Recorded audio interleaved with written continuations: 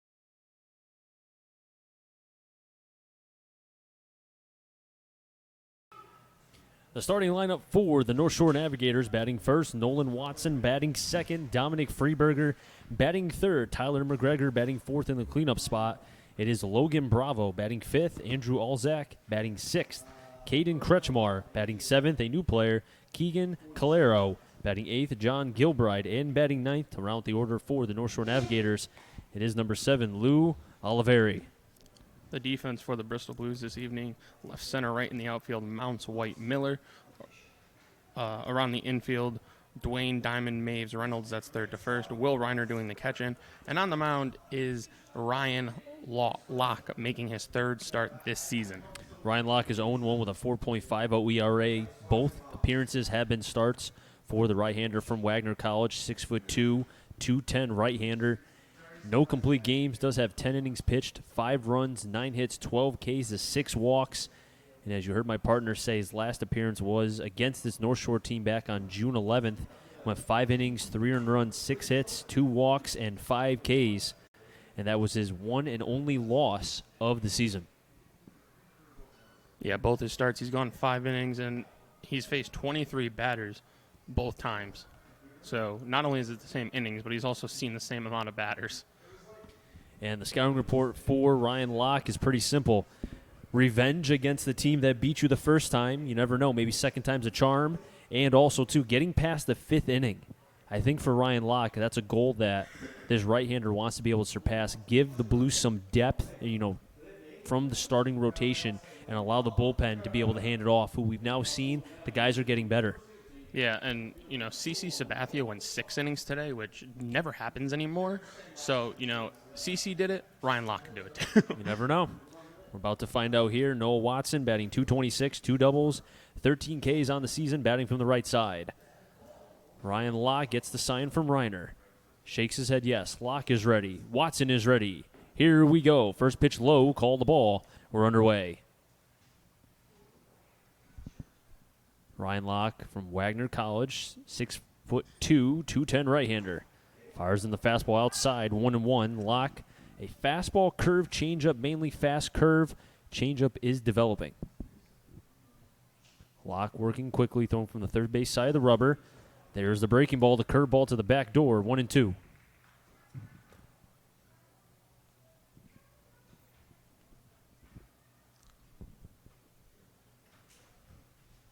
Locke communicating with Reiner. The 1-2. A 50-foot hopper in front of Reiner, but was able to block it even though nobody's on base. Evens the count, 2-2. The Navigators supporting a royal blue vest uniform this evening, which I love the royal blue color. I've never been a fan of vest baseball jerseys. So you basically don't like the Rockies. I don't like their vest uniforms. And the Blues are in their white jerseys. 2-2.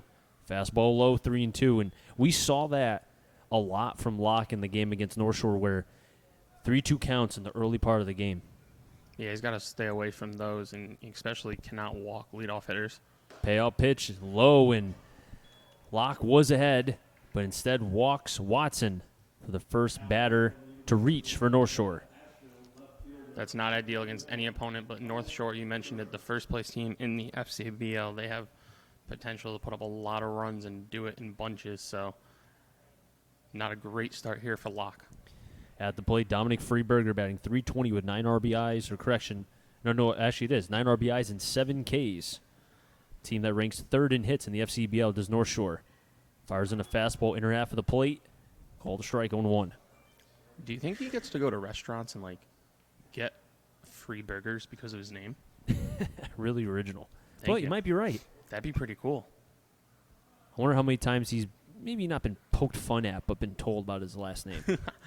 0-1 pitch, curveball low to the back door, 1-1. And my partner is a little bit on, he was on the IL for a couple days, but he came back a little early to try to give as much as he could for this broadcast. A little under the weather. Yeah, thank God we had the rain out Sunday. I wouldn't have been able to make it through that one, but I'm still on the road to recovery, not to 100% yet, but, I'm getting there. You're fighting through it. Yeah, we're making do with what we got. Runner on first is Watson for North Shore. Was able to reach on a 5-pitch walk. 1-1 count on the number 2 batter, Dominic Freeberger. Curveball inside, low, 2-1, and Locke trying to find the location right now. Struggling behind in the count, 2-1 on Freeberger with McGregor on deck. Locke comes to the set at the belt. 2-1, runners going, pitches low. Reiner still to second. Hits the runner and trickles into shallow left center. And that's a stolen base for Watson, his first of the game.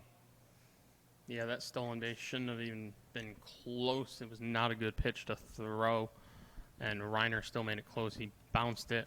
Fortunately, it hit, well, not for the runner, but fortunately it hit the runner so it didn't go into center so he could advance any further.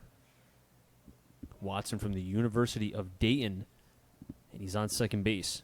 6'2", 190. 3-1 count as that pitch was a ball to Freeberger. And another walk for Blues pitching. And for Locke, second consecutive walk.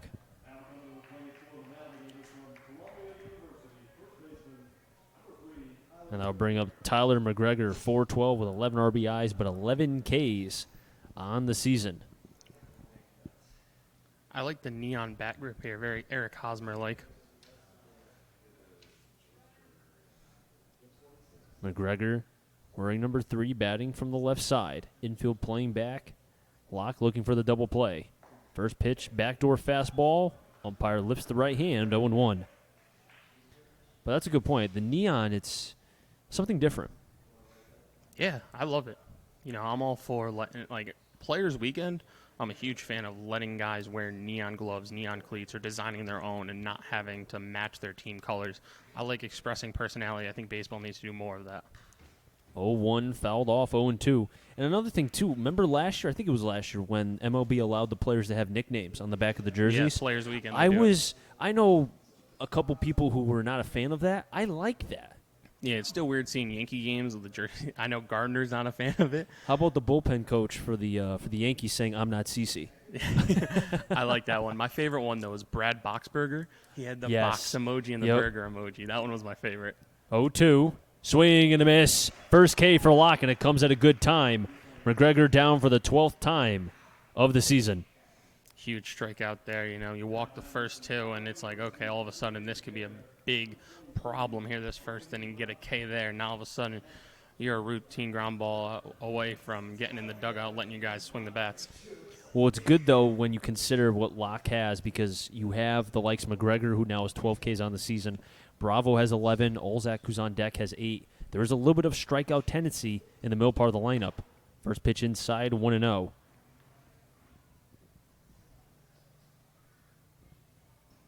Yeah, they were talking about that on the Yankees broadcast. I forget who it was with K in the booth. I believe it was O'Neill.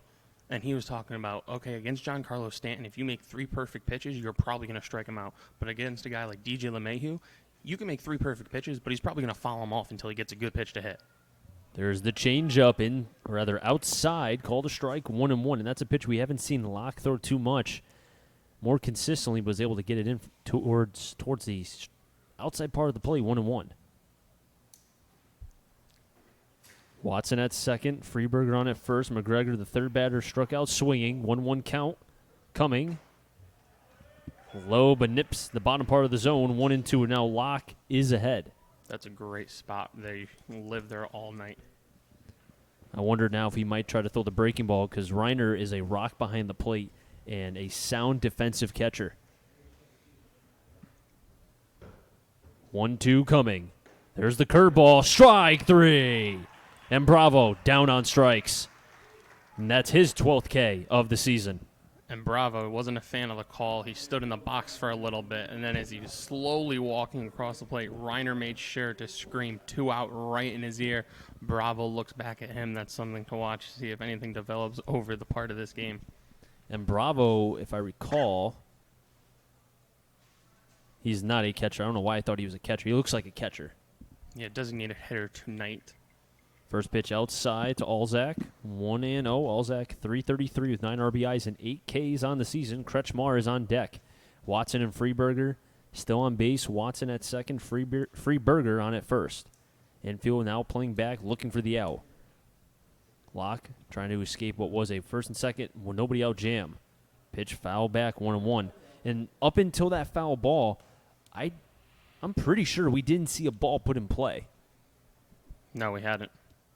We had one foul ball, if I recall, from Freeberger. Other than that, it's been consistent taking pitches from this North Shore team. Yeah, very patient. Obviously, the last 2 hitters maybe a little too patient, but, you know, they're going to wait for their pitch. Well, you had an 0-2 count on McGregor. You had a 1-2 count on Bravo. So far, 1-1 count here. Breaking ball didn't snap it down. 2-1 on Olzak with Kretschmar on deck. This is an important out here. You know, you walk the first 2, then you get 2 Ks. You get this out here. That's got to be good for your confidence if you're Locke, you know. You walk the first 2, then all of a sudden it's like, okay, we got out of the inning. We could start fresh next inning.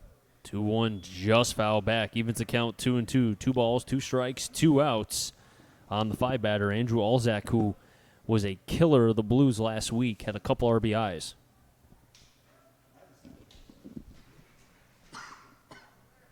Locke getting the sign from Reiner, probably doing the second, if not the third sign, because of Watson being on base for quite some time.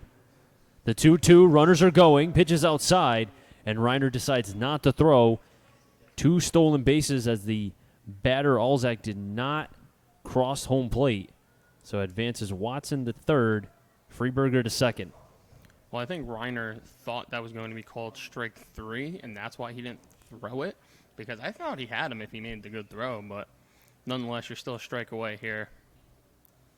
And if you walk him, it'd still be bases loaded nonetheless. Bayo pitch to Olzak, fouls it off. We'll do it again. Yeah, he's been on a couple pitches, following him straight back. And, we've said it multiple times, the longer and longer at-bats go, the more it favors the hitter. And he seems to be probably the most comfortable at the plate compared to the other batters who have gone up against Locke. Yeah, he seems at least so far. Very locked in. Ooh, did you think of that one just now? Ryan Locke, the 6'2", 210 right-hander from Wagner College. Fastball curve change. So far, 2 Ks, 1 looking, 1 swinging. But the Navigators have runners in scoring position, second and third with 2 outs. The payoff pitch coming to Alzak. Swung at, slowly, blooper over to right. Reynolds at the lip of the grass makes the catch for the third and final out. No runs, no hits, no errors, and 2 players left on base. Locke escapes the jam as now we head to the bottom of the first. The Bristol Blues will be coming up to bat. You're watching the Bristol Blues right here on the Bristol Blues YouTube channel.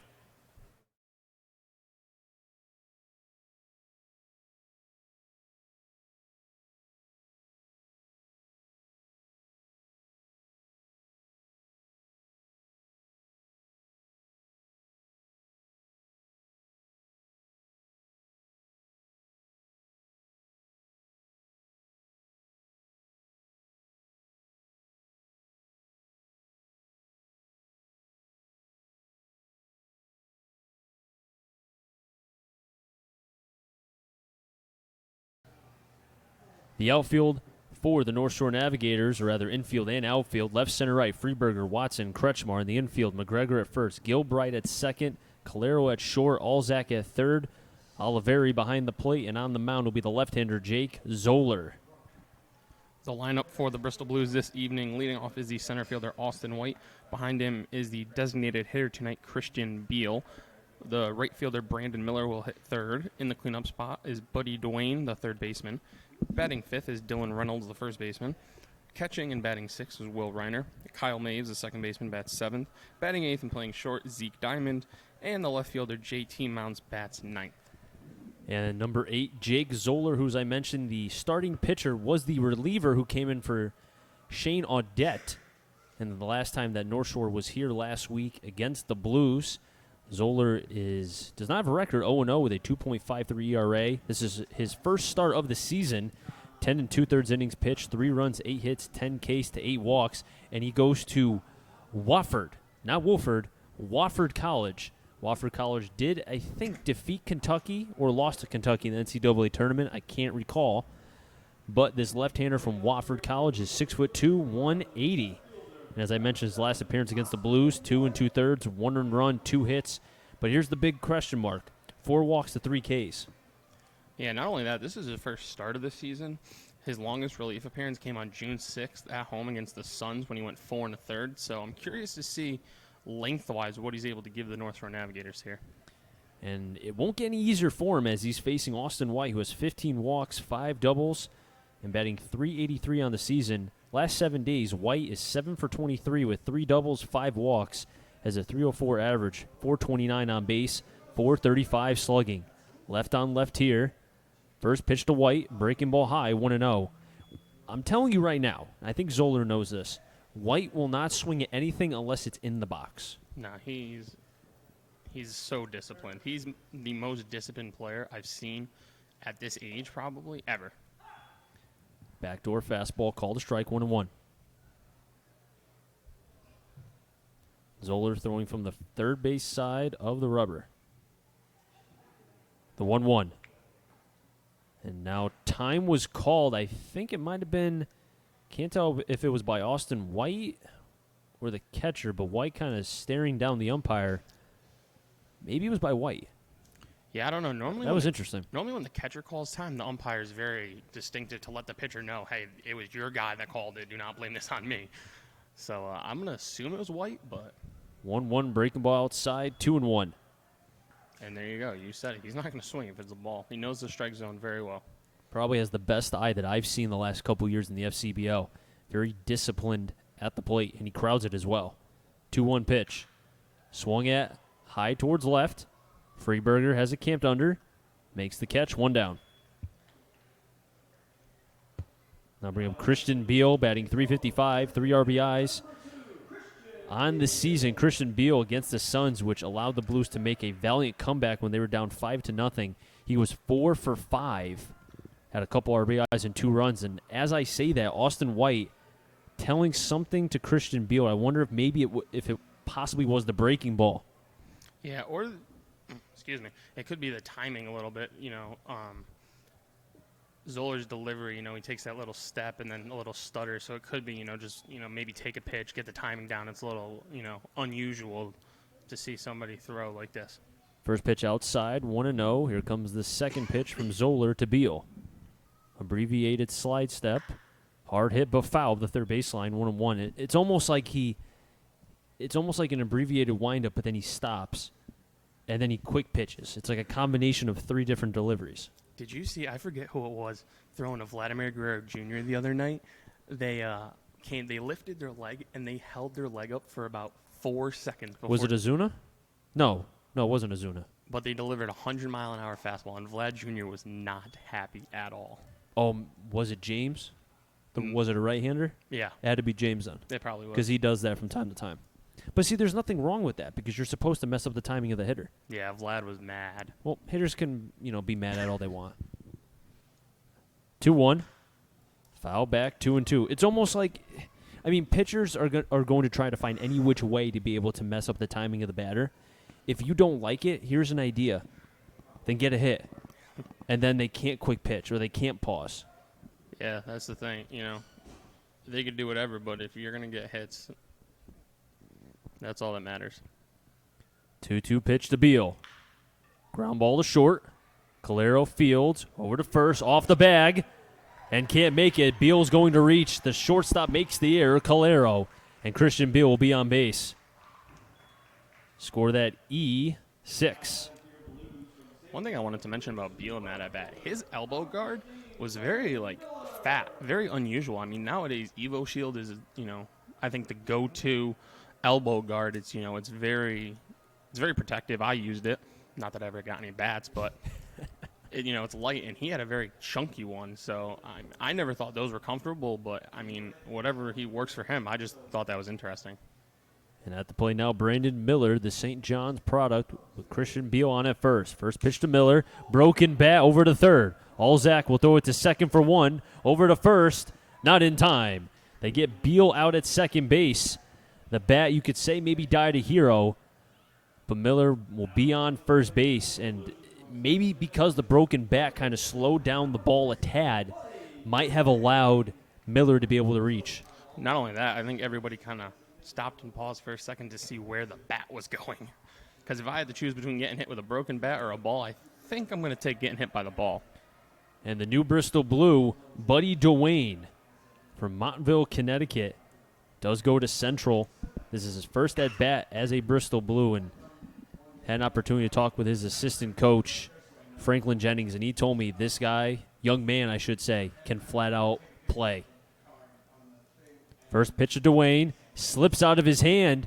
Umpire doesn't call a balk, and Miller will get to second base. That I've never seen that before. First of all, how do you not call that a balk? I think maybe because it left his hand and hit the ground. So they're just going to call it a ball? I guess it's just a ball, dead ball. Has to be, I know it's a ball. No, it's a dead ball.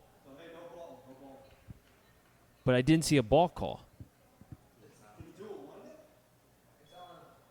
I have never seen that before. How can... I would think that's a balk. Yeah. That has to be a balk. It's got to be a balk. First pitch to Dwayne.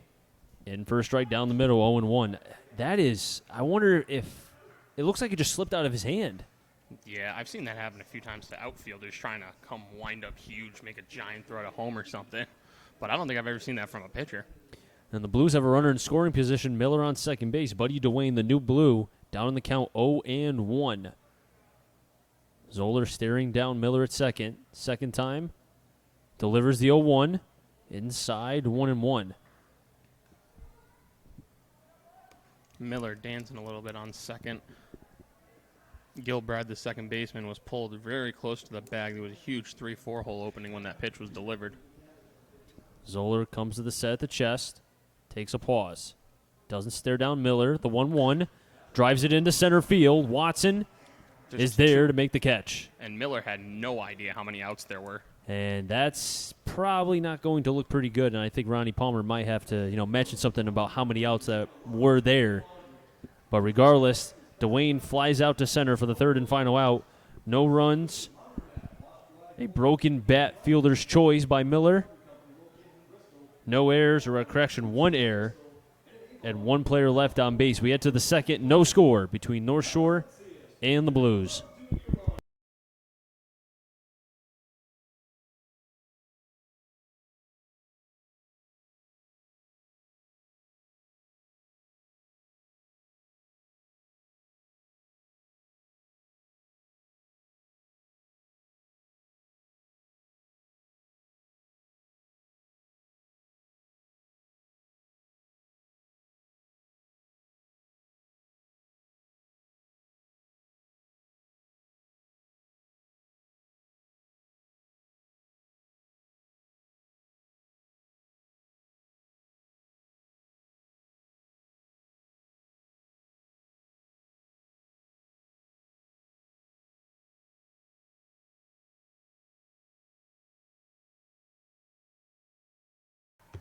Top of the second, 6, 7, 8. Kretschmar, Calero, Gilbride. If any of them get on, Oliveri, the Bristol Blues did have a runner in scoring position. On second base was Miller, but New Blue Buddy Dwayne sent one into center field, but Watson was right there to make the catch. Both the Blues and North Shore have had at least a runner in scoring position. North Shore had runners on second and third, but Locke, the starting pitcher for the Blues, was able to get the flyout of Alzak to Dylan Reynolds to end the first. And we'll see if Locke can. Complaint about these Navigator uniforms. Oh, here we go. I don't like how the back says Lynn on all of them. I think it would just look better if it said nothing than them all saying the same thing. Locke fires in the first pitch, low, 1-0 to Kretschmar. Kretschmar batting .235, 3 walks, 4 Ks on the season. You really just don't like anything by North Shore. No, I love the royal blue color.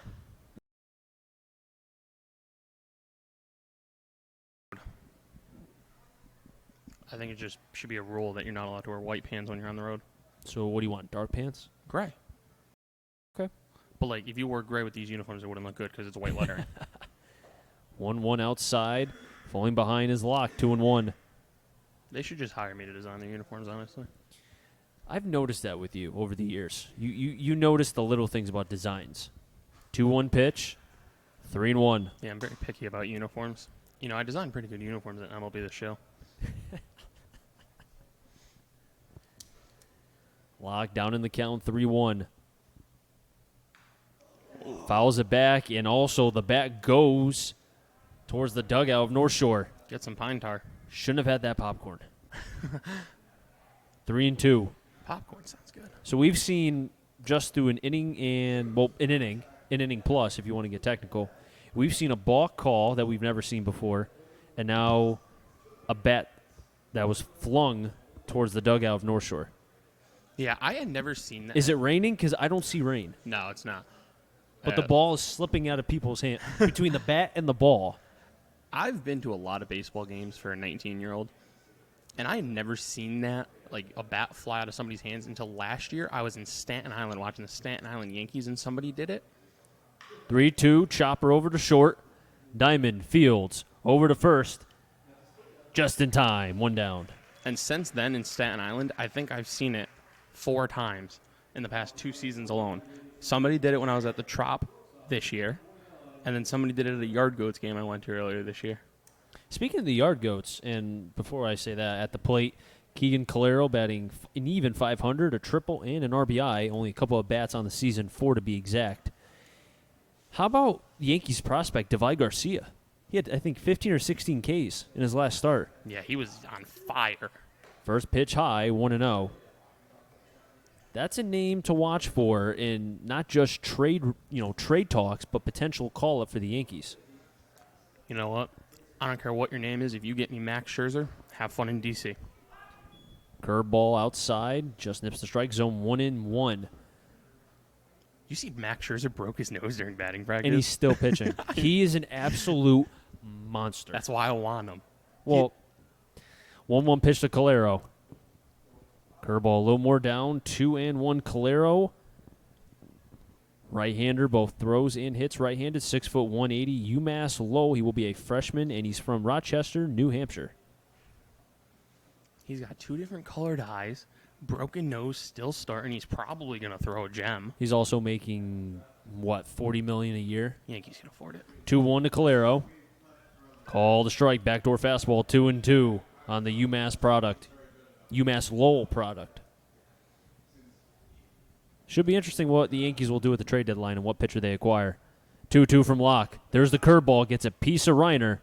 And the home plate umpire is going to casually walk over to Locke just to give him give Reiner another second or two, who we saw against Nashua, and I'm glad that Reiner seems to be okay. He was hit by a fastball at the head, and after he took about 2 steps up the first baseline, he kind of paused and then dropped for a second to his knees, and we're glad he's okay.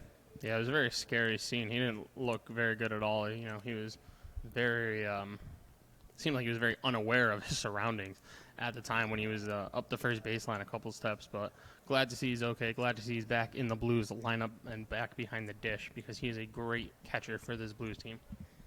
Blues have 3 great catchers: Lasky from URI and Sam Loader from Central. 2-2 from Locke. Check swing. Did he go? Yes, he did. Third K for Locke as Calero goes down on the check swing strike. And John Gilbride will be at the plate, his first at-bat of the 2019 FCBL season. And he is also a UMass Lowell product, or soon to be UMass Lowell product. Is that back-to-back high school kid you said? Yep, back-to-back. First pitch, curveball. And now Locke looks like he seems to be in a little bit of a groove here in the second. Yeah, just got to find it a little bit, and he seems like he's in a strong rhythm right now. And there's the curveball again, swing and a miss. And this is where you're a college pitcher. You're going up against seniors in high school about to be freshmen in college. Take advantage of their over-aggressiveness. 0-2 pitch.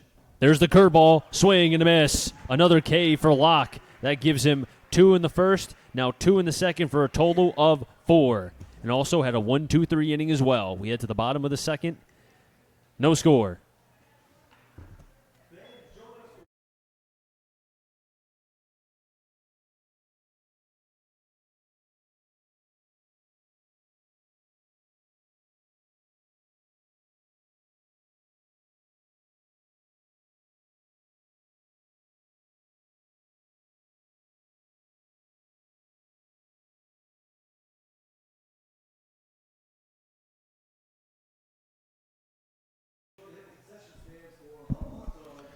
Hey, Blues fans, do you have a 4-legged furry friend you love and you love baseball with?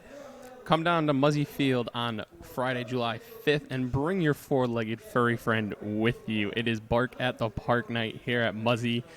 If you're looking to bring your dog, you must fill out paperwork before the day of the game. If you have any questions about the event, you can call the Blues store. And all the information is also online at Bristol Blues. What is our website? That's awkward.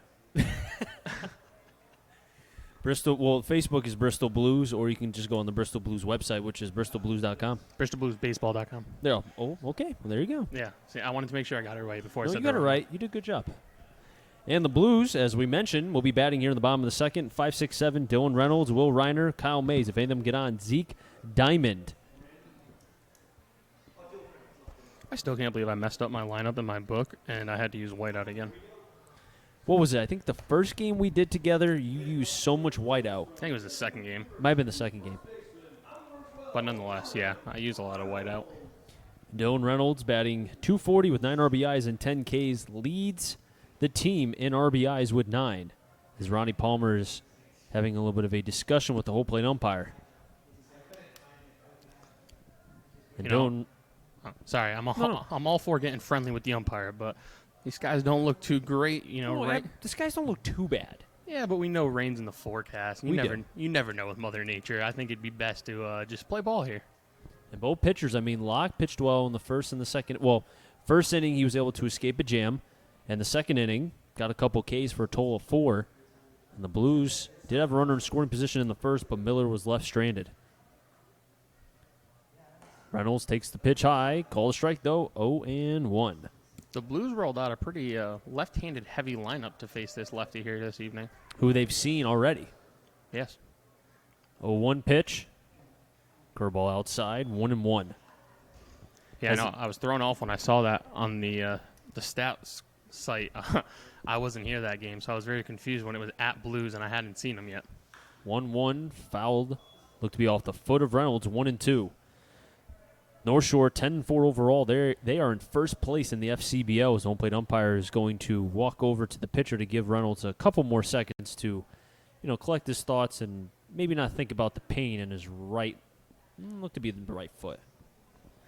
But a lot of credit has to go to Mike Oldenwalder, the manager and former FCBL player, two-time MVP from the Torrington Titans, really doing a fine job with this team, getting them in first place. 1-2 to Reynolds. Pops it up. Might be in play. Oliveri slips, then regains, but it's foul.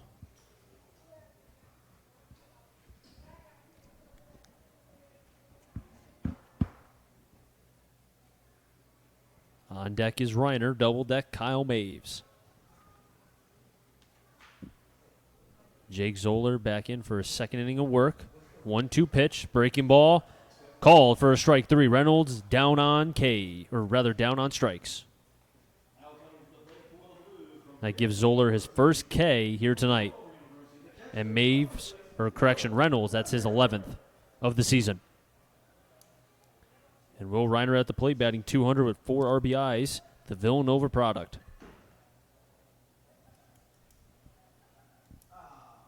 Reiner batting from the left side, takes the first pitch in, 1-0. I had to look because I was very curious about Oliveri's gear with the yellow in it, where he goes. That is Central Alabama Community College. They are a navy and yellow-colored school, so that makes sense now. 1-0 pitch. Make it 1-1. Because, I always have to investigate the uniforms. Nothing gets by Matt. Now, you know me. I love my jerseys. That's true. Not going to lie to you. Zoller with a 1-1 count on Reiner.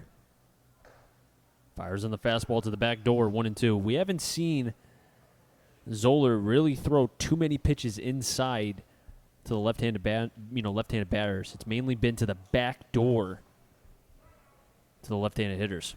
Yeah, he works from the third base side of the rubber.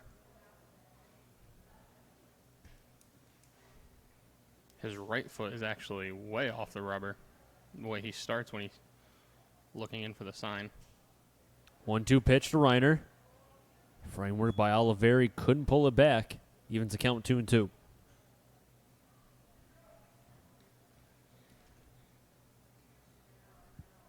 Infield playing back. Normal depth. 2-2 pitch to Reiner. Breaking ball in. Call, strike 3. Second consecutive K for Zoller. That time on the curveball. Great pitch there. You were saying everything's back door, back door, back door. There's your front door. You know what? The broadcaster's jinx didn't work. Or actually, it did work if you're a North Shore fan. It didn't if you're a Blues fan. Kyle Maves at the plate, batting .231 with 1 RBI, 9 Ks. But his on-base percentage, .391. Yeah. Again, Billy Bean would love this guy. First pitch to Maves. Pitch high, 1-0. And there was an interesting piece in the Bristol press. I want to say it was like a week and a half ago, where they talked to Kyle Maves, and the one thing that really kind of stood out to me was he said the girls were better looking here than in Canada. I thought that was interesting. 1-0 pitch, make it 2-0. And it sounded like he was pretty serious.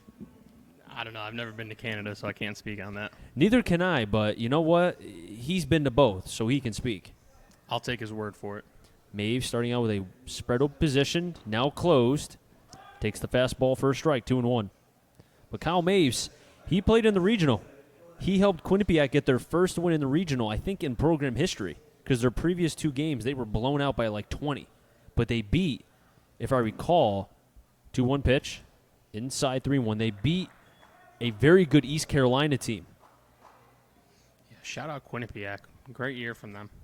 Fantastic year. I mean, East Carolina was ranked number 10 of the 16 teams, and they had one of the best pitching staffs in all of college baseball. That's why you play the games. Yeah, exactly. 3-1 pitch to Maves. Hard shot to short. Calero fields. Over to first. Scoop by the first baseman, McGregor, helps out his shortstop. Score that is 6-3 in the book. And a 3-up, 3-down inning for Zoller. He does get 2 Ks. No runs, no hits, no errors, and nobody left on base. No score here from Muzzy Field. Chris Saunders alongside Matt Pollock here today, live from historic Muzzy Field.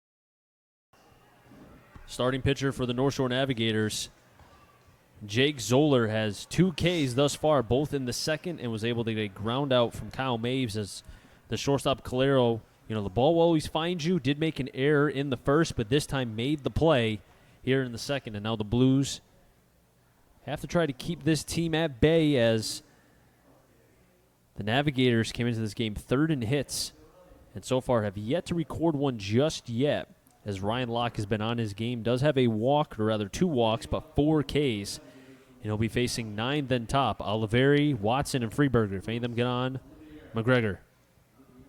Okay, we were talking about Max Scherzer a little bit earlier, and I saw this thing on Twitter today because, he has 2 different colored eyes. He has a green and a blue eye. Yep. And now he has the black eye. So somebody was like, he went from 2 colored eyes to 3 colored eyes now. Oh, wow. How original. I thought it was pretty funny, so shout out that guy. First pitch to Oliveri outside, 1-0. Oliveri batting 1-1-1 with 9 walks and 6 Ks. He's gotten through 2 scoreless innings. I'm not surprised. 1-0, 1-1. I mean, I really don't think Scherzer is going to be traded. I just don't. I'm really hoping they have a really bad week against the top of the NL East here against, Philly and Atlanta, and then they realize, okay, we're not contenders. Honestly, though, for the amount of money he's making, just give me Bumgarner. You don't have to give up as much. 1-2 pitch. There's the curveball up the third baseline, but foul. I mean, think about Stroman, Trevor Bauer, I don't want Matt Stroman. Boyd. No, I'm just naming starting pitchers who are on the free agent market. Or not free agent market, trade market. I don't want Stroman because I think you would have to give up Frazier for him, and I don't want to see Frazier 19 times a year. Mad Bum is money in the postseason. 1-2 to Oliveri. Swing and a miss. Another K for Locke. Make it 5. I think you could say Locke is locked in. Thank you. I'll be here all night. We're back up to the top. Nolan Watson, I should say. He walked, stole a couple bases, but was left stranded at third back in the top of the first. And I would have to say, this is the best I've seen from Locke this season. And with 5 Ks, I think he matches his start from June 11th, if I recall. Yeah, June 11th, he struck out 5 Navigators. So right now, he matches the amount of strikeouts he had through 5 innings. And he has 5 Ks through 2 1/3. And he has a swing and a miss from Watson, 0-1 on the curveball away. His first start of the season, June 5th, at Westfield, he had 7 Ks, and he's well on his way to surpass that here tonight if he keeps going. Just outside on the fastball, 1-1. You could tell that first inning, they always say if you don't get us to a starting pitcher early, they can figure things out. I think Locke might have, figured things out here. 1-1. There's the curveball up the middle. Takes a bounce off the mound. Fielded by Diamond. Over to Reynolds. And there's the out. Nice play from the shortstop, Zeke Diamond. Yeah, and we've talked about it multiple times throughout different games this season. The Blues haven't really been – they haven't been amazing defensively. We're just being honest. Yeah, we're not going to beat around the bush. They haven't. And, a lot of it's been, middle infield. Once they figure that out, which it seems like they might have here with Diamond and Maves, that's going to help, obviously reduce the amount of runs they give up, and that'll obviously lead to more wins. First pitch to Freeberger. There's the breaking ball in 0-1. We've said that a lot today from Locke. You make a great point. If they can figure out shortstop and second base, they always talk about up the middle. You build a team through up the middle. 0-1, outside 1-1. You consider the catching position, not a problem. Austin White, probably the best center fielder in the FCBL. That's not being biased. So if they can figure out short and second base, that's a big chunk because they figured out practically everything else. 1-1. Foul back 1-2. And especially with Diamond, I get it. He's not hitting that well. Okay. But just like with the catchers, whatever you get from him offensively is great. That's why you have another 8 guys to be able to pick up his slack. But defensively, he's as smooth as can be at the shortstop position. 1-2 to Freeberger. Curveball chopped to the third baseline. Dwayne can't make the play, and that's a tough play and gives North Shore their first hit of the day. First hit on either side. That's a good point. And, for Dwayne, it's a bare hand play, and honestly, even if he bare hands that, Freeberger has good speed. I don't think he would have gotten him. That's just me. I don't know. From what we hear about Dwayne, he's a good defender as well as a hitter, so I would have liked to see the arm. And I like the blue glove, by the way. I like the blue glove. Surprised you didn't notice that, and I did. I didn't. I don't have as great a view as the third base as you do. I have this pole in my way. That's true. That's why I moved. 1-0 pitch on McGregor. Freeberger on at first base with 2 outs. Locke with 5 Ks. 1-0 pitch. Swing and a miss, 1-1. I love the high 2-stripe socks from McGregor. That kind of makes up for the vest. And something I have to find out is they all have on the back of the jerseys Lynn. I'm going to have to ask about that. Do they play in Lynn, Massachusetts? Oh, yeah, they do. You're right. 1-1 pitch. Curveball fouled. 1-2. On deck is Logan Bravo. Double deck, all Zach. In the next half inning, we'll get you a couple scores from around the FCBL and maybe a couple MLB scores as well. We know the Yankees demolished the Rays. And they're probably still beating them up. How about the Red Sox? They lost in 17 innings. Yeah, that was great to wake up to. 1-2, runners going, swing and a miss. Throw to second, doesn't matter. Gives Locke another K. That's his 6th. And Locke continues to dominate the North Shore Navigators. We head to the bottom of the 3rd. No score.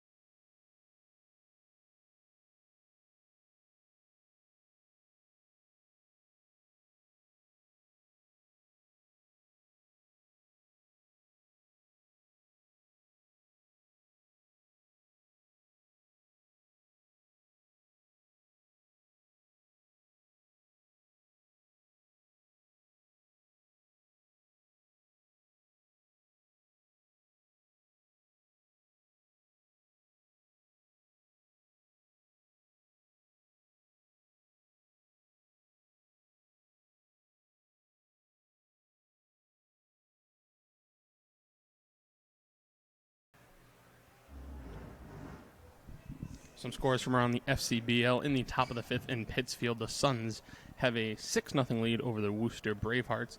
And in Westfield, they are in the bottom of the 4th. The Brockton Rocks hold a 3-0 lead over the Starfires.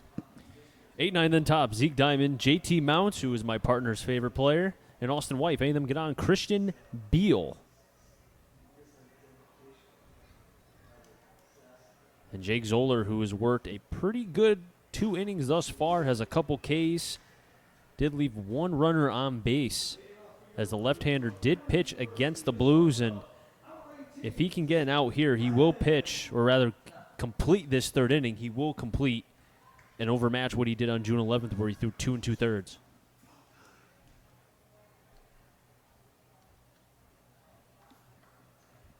Zeke Diamond batting .219 with 7 Ks and 2 RBIs. facing Zoller for the first time. As Diamond will take a pitch outside, 1-0.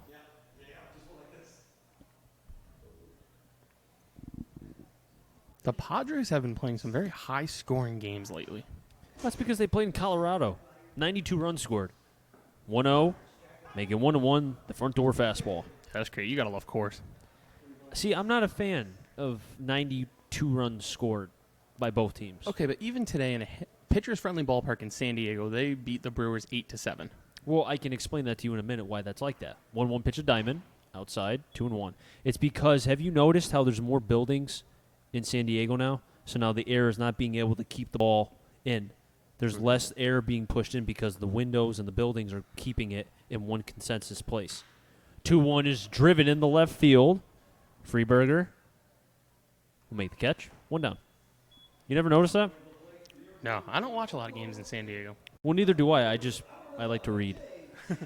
JT Mounts at the plate does not have a batting average, but does have 3 walks and 1 K. And I had an opportunity to talk with JT Mounts, and what I took from it, other than the fact that he's a very classy young man, is that, did you know he stopped playing baseball from when he was 10 to 12 years old? Yeah, I knew that. Oh, you knew that? Yeah, I read it when I was doing the research. I went very deep into research on JT Mounts. I love it. But yeah, he stopped playing. It's a 1-0 pitch. It was low. He played golf for 2 years, and then he went back to play baseball. I think that was a good choice. Well, he said he was rusty for a little bit, and he even 1-0 pitch, foul back 1-1. He was, I guess I forgot the name of the travel team he was playing on, but he said that he was scared, and he meant it. He said he was scared to get back in the batter's box because he was just so bad. Yeah, I mean, I think that's going to happen time off no matter how good you were before you stopped playing. 1-1 pitch outside, 2-1. But I'm happy for him that he was able to find himself and find the confidence back in the box because the kid has a bright future ahead of him. Yeah, he's going to Oklahoma State. Not too bad. And not too shabby. Zoller takes a breath. Quick pitches over, 2-1, make it 3-1. And Mounts, I asked him what was the one thing he wanted to do. As Zoller wants to get a new ball, must be the ball's fault. But Mounts said that he wants to work on keeping his hands in and allowing that barrel to stay through the zone longer because he has a tendency to pull the ball. And he wants to be able to go to the opposite field. Yeah, a lot of lefties, I think, have that problem, and I think it's important for him to work on that because I think that could really help him at the next level. 3-1 pitch to Mounts. And it's low, and Mounts with his 4th walk of the season. I think he was ready to take a 3-2 pitch. He didn't look like he was expecting that to be called ball 4. And we're back up to the top, Austin White, and that's exactly why JT Mounts is batting in the 9th spot. Extend the lineup just a little bit more. You know Mounts will be on base at least once, if not twice, and allow the guys like White, Beal, Miller, and Dwayne an opportunity to be able to drive that runner in. A few other scores from around the majors. The Yankees, you said, beat up on the Rays 12-1. Shout out to my favorite Yankee of my lifetime, CC Sabathia, career win number 250. The Nationals in game 1 of the doubleheader beat the Phillies 6-2. Austin White flew out to left, back in the first, throw back to first. Just keeping Mounts honest. The Reds scored 2 in the 9th to walk it off on Houston 3-2. Those are all the games that are completed thus far. How about a couple of college baseball scores? I don't have those up right now. I can get those for a minute. White still waiting for the first pitch. There it is. Call the strike, 0-1. Chris Saunders alongside Matt Pollock. Jack O'Donnell manning the controls right here in the press box as we bring you live broadcast coverage between the Bristol Blues and the North Shore Navigators. White down the count, 0-1. JT Mounts at first. Leans, throw back, and he's in there safely. So far today, Louisville beat Auburn 5-3. Vanderbilt beat Mississippi State 6-3. And Texas Tech, Florida State just getting underway. They're in the top of the first. Wait, Vanderbilt beat Mississippi State? Yes, 6-3. Wow. 0-1. Foul back, 0-2. We have a former Bristol Blue who's on that Vanderbilt team, Justin Henry Malloy. He hasn't seen much playing time, but I'm sure it's a great experience to be there. Oh, 100%. And, you have to think about it. He has 2 players ahead of him that will get drafted or have been drafted. So, I think he will have an opportunity to play within the next 2 years and really show what he's made of. Zoller pauses, stares down Mounts. Another throwback. That time, that one was a little bit closer to the ground, and McGregor had to scoop it. So Mounts doing his job in terms of getting Zoller to focus on him a little bit more than White. But right now, 0-2 count on the center fielder from URI. Zoller, quick pitches, Mounts going. Pitches high, throw to second. Not in time as it gets away from the shortstop Calero and a stolen base for JT Mounts. That almost looked like a designed pitch out. And they still didn't get Mounts. No, he got a great jump off a left-hander. And he mentioned that, too, in my conversation with him, that he said that it's a little bit harder to be able to steal bases here because of how the catcher's arms are better, obviously, and pitchers are quicker to home, obviously. Yeah. But you could tell his speed plays. Yeah, when I watched his football highlight tapes, that's when I learned how quick this kid could be. 1-2 was in the dirt. Mounts took a secondary lead and then quickly got back to second base. Evens the count at 2-2. Christian Beal's on deck. Austin White made a great catch in the last game against Nashua in center field. Mounts also very aggressive on the base paths, not afraid to take some chances. Have to be careful, though. You don't want to make an out. Austin White calling time. There's one thing I've yet to figure out yet. We haven't asked Austin White this. What does he put into the ground before he steps up to the batter's box? We haven't asked him yet. 2-2 pitch. Hot shot over to short. Calero, Fields, over to first. Scooped and gets away and past McGregor. JT Mounts will score on the air. The second one by Calero. And the Blues are on the board. 1-0. The Blues have scored a run before recording a hit.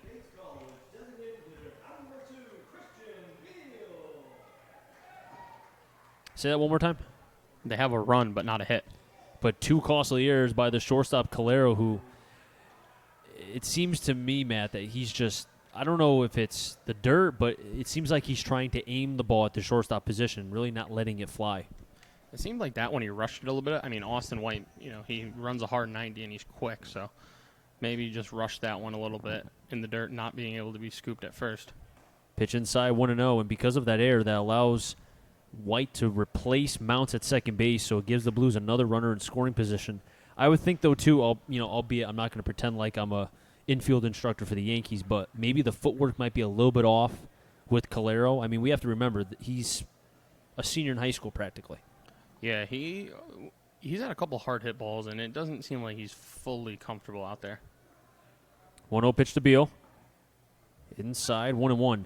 And Zoller does not, I mean, I get he has a couple strikeouts, but he's mainly a contact pitcher.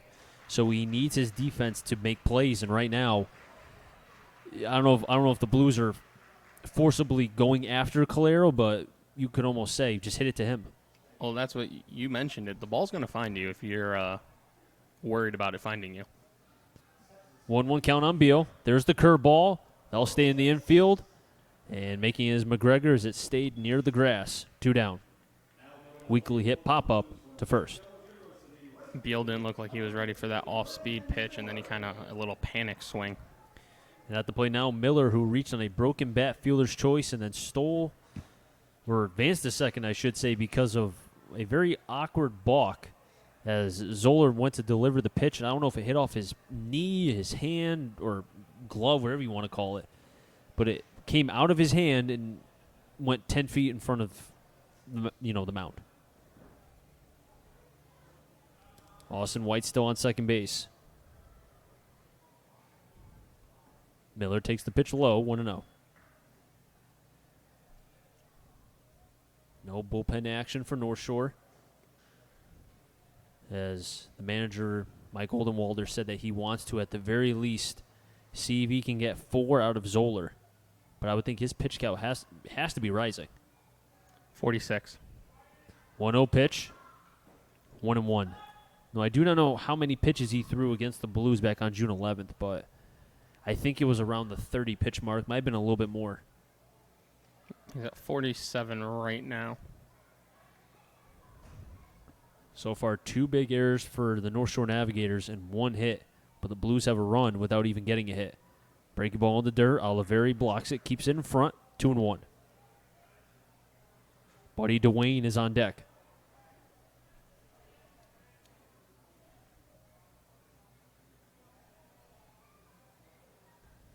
Gilbride playing at the lip of the grass and close to right field just in case to pull, as Calero is keeping White honest at second base just in case of a throw. 2-1 pitch to Miller. Way inside, 3-1.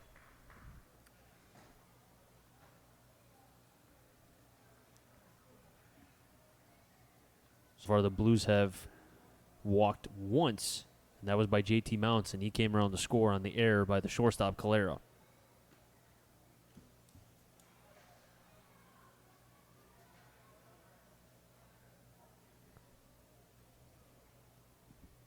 Three-one pitch. Miller drives at one past the first baseman McGregor and into right field. Rounding third and scoring is Austin White. RBI single by Brandon Miller is 2-0 Blues. Great job there by the Blues right fielder. Taking the pitches, getting the pitch he wants, turns on it into right. First baseman McGregor was kind of hugging the line. Maybe if he was playing straight up, that's right at him, but hugging the line cost him there. Ball shoots into right field. Another run scores, and just like that, the Blues are in the hit column and have a 2-0 lead. And that's Miller's 8th RBI of the season, and Buddy Dwayne getting his second at-bat with the Blues. First pitch to Dwayne. Chopper over to short. Calero fields. Tosses it over to his UMass Lowell teammate Gilbride for the third and final out. Score that a 6-4, but 2 runs on 1 hit, 1 big error, and because of the force out, nobody left on base. 2-0 Blues lead over the North Shore Navigators. North Shore will have, when we come back here in the fourth, it'll be 4, 5, 6, Bravo, Alzak, and Kretschmar when we come back.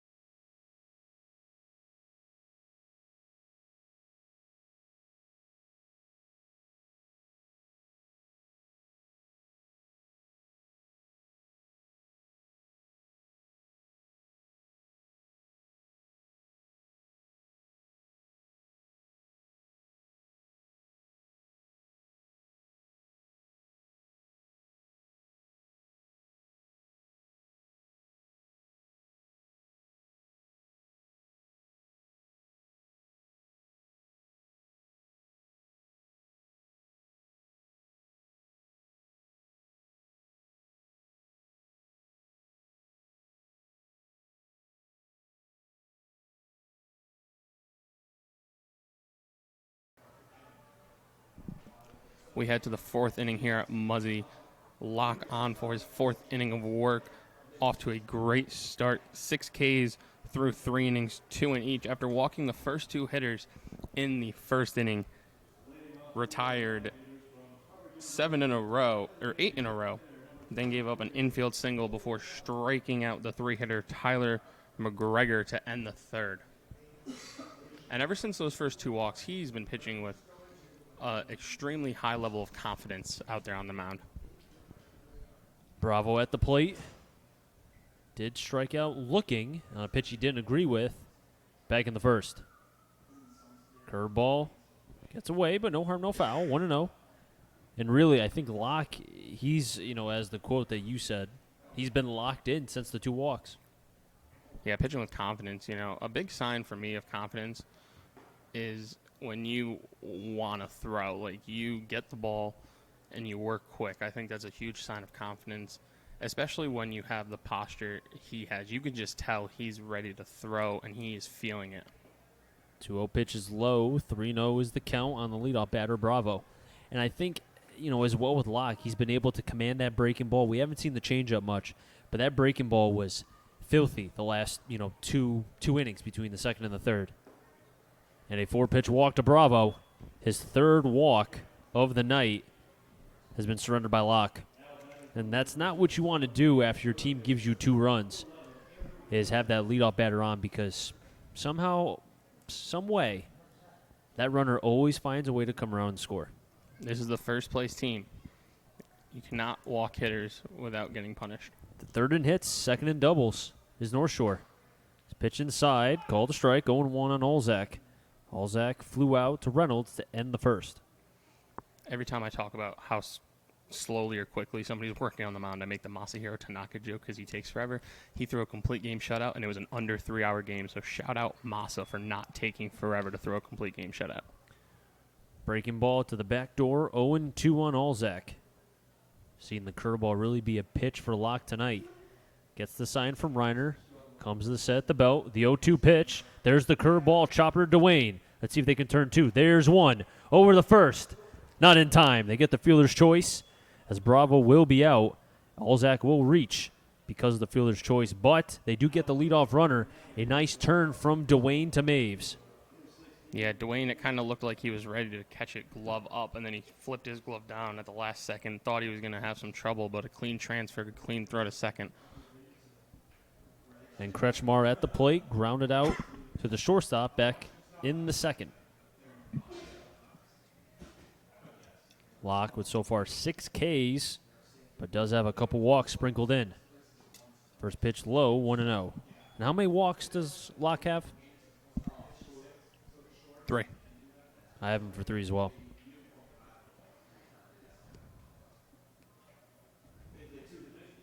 Kretschmar batting from the left side. The 1-0 pitch. Foul back.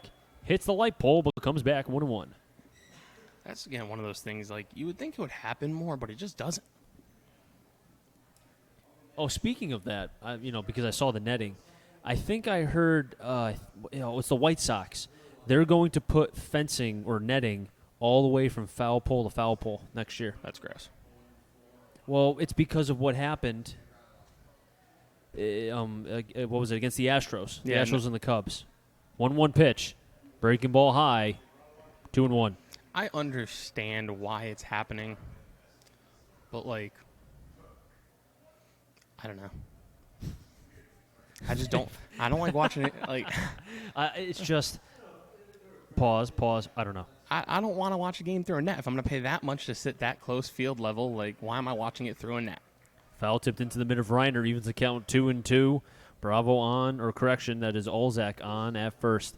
I get what you're saying, but at the same time, it's all about protecting. And, I mean, Rob Manfred, you could tell he's a action-type commissioner for the Major League Baseball. He's a here's my lunchbox, I'm going to go to work. 2-2 on Kretschmar. And we'll do it again, fouled off. Now the question will be, though, talking MLB for a minute, I wonder how many more teams will follow suit with the White Sox and kind of do what they're doing. Maybe not to the extreme of going foul pole to foul pole, but go close enough. Because there's no way you can cover an entire baseball field. No, you can't. It's impossible. 2-2 pitch to Kretschmar. Breaking ball in just a tad low. Evens the count 3-2. Let's see if Alzak will be going on the pitch. Because if you even did it in the outfield, like, what's the home run going to be? If it hits the net, is that going to be a home? Like, how do you? I think that's dumb that fans can't catch home runs at that point. 3-2 pitch, runners going, foul back again. And the battle continues between Locke and Kretschmar. We've already seen in the past recent years, teams extending the netting down the lines. And I was talking about if you spend that money, let's not act like I can only afford the nosebleed seats. Like, I'm not sitting down there, so what do I really care at the end of the day? Calero's on deck, Gilbride on double deck. 3-2 count on Kretschmar with Alzak on at first. Payoff pitch, runners not going, and another foul ball. I don't understand that. If you send them 3-2-1 out first time, why did you stop it? Just in case of a strike him out, throw him out. Yeah, but if you were willing to risk it one time, why not risk it again? Maybe Alzak didn't get a good jumper, or he felt like he got a good, lead, in a sense, from Locke. 3-2 pitch, runner's not going. It's inside. It gets away from Reiner, but regardless, it's a walk to Kretschmar. That's his 4th by Locke. So 4 walks and 6 Ks for the right-hander from Wagner College. And Keegan Calero at the plate, who made 2 errors, one of them costing North Shore Navigators what was a 0-0 score, but gave the Blues their first lead it was 1-0. And then a Miller RBI single to right that scored White. Allowed to be 2-0, but North Shore has runners on first and second with 1 out.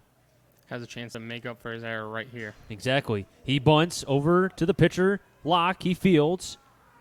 And just gets the out at first. Calero hustling down the line. Does advance the runners. Alzak to third. Kretschmar to second. But Calero will be out, and Oldenwalder is pleading with the field umpire, saying he might have beaten that one out. That was, just to confirm, that was a 1-4, right? First baseman Reynolds was charging in on that? I did not see who made the catch. I'll go with you because you have the better viewpoint than I do. It looked like Reynolds was charging in on that play, but I don't think he came back far enough. He might have been able to get back at first. But like I said, I couldn't see it because I have the pole my way. Oldenwalder going back over to the third base coaching box with the A-batter, John Gilbride, who struck out swinging to end the second. And Locke needs a K here, or needs an out, as the tying runs on second base for North Shore.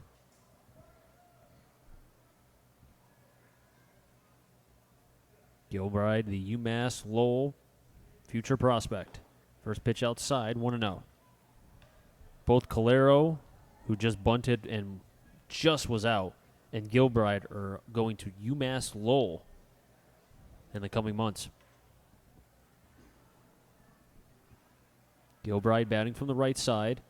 Wiggles the bat high near the helmet. 1-0 pitch. Backdoor fastball, called a strike, 1-1.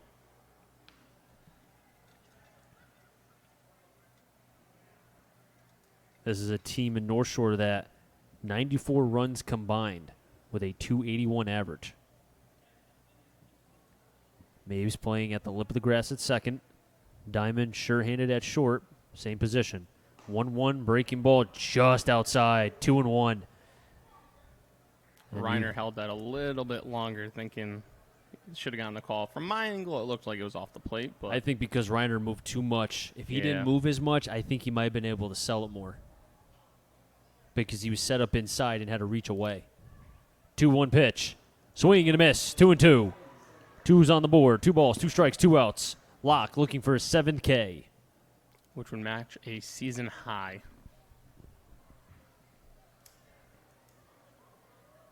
Olzak at third. Kretschmar on at second. Locke set at the belt. The 2-2. Curveball in the dirt. 3-2. Reiner keeping it in front. And see, that's a situation where Locke is trying to go for the strikeout, but make it too nasty of a pitch. Yeah, thankfully he has Reiner back there to be a wall and make sure the run doesn't score from third. The tying run on second base for North Shore here in the top of the 4th. So far, Mother Nature has not rained on this parade just yet. Payoff pitch to Gilbride. And he fouls it back. We'll do it again. I think we're going to be good tonight away from the rain. Knock on wood.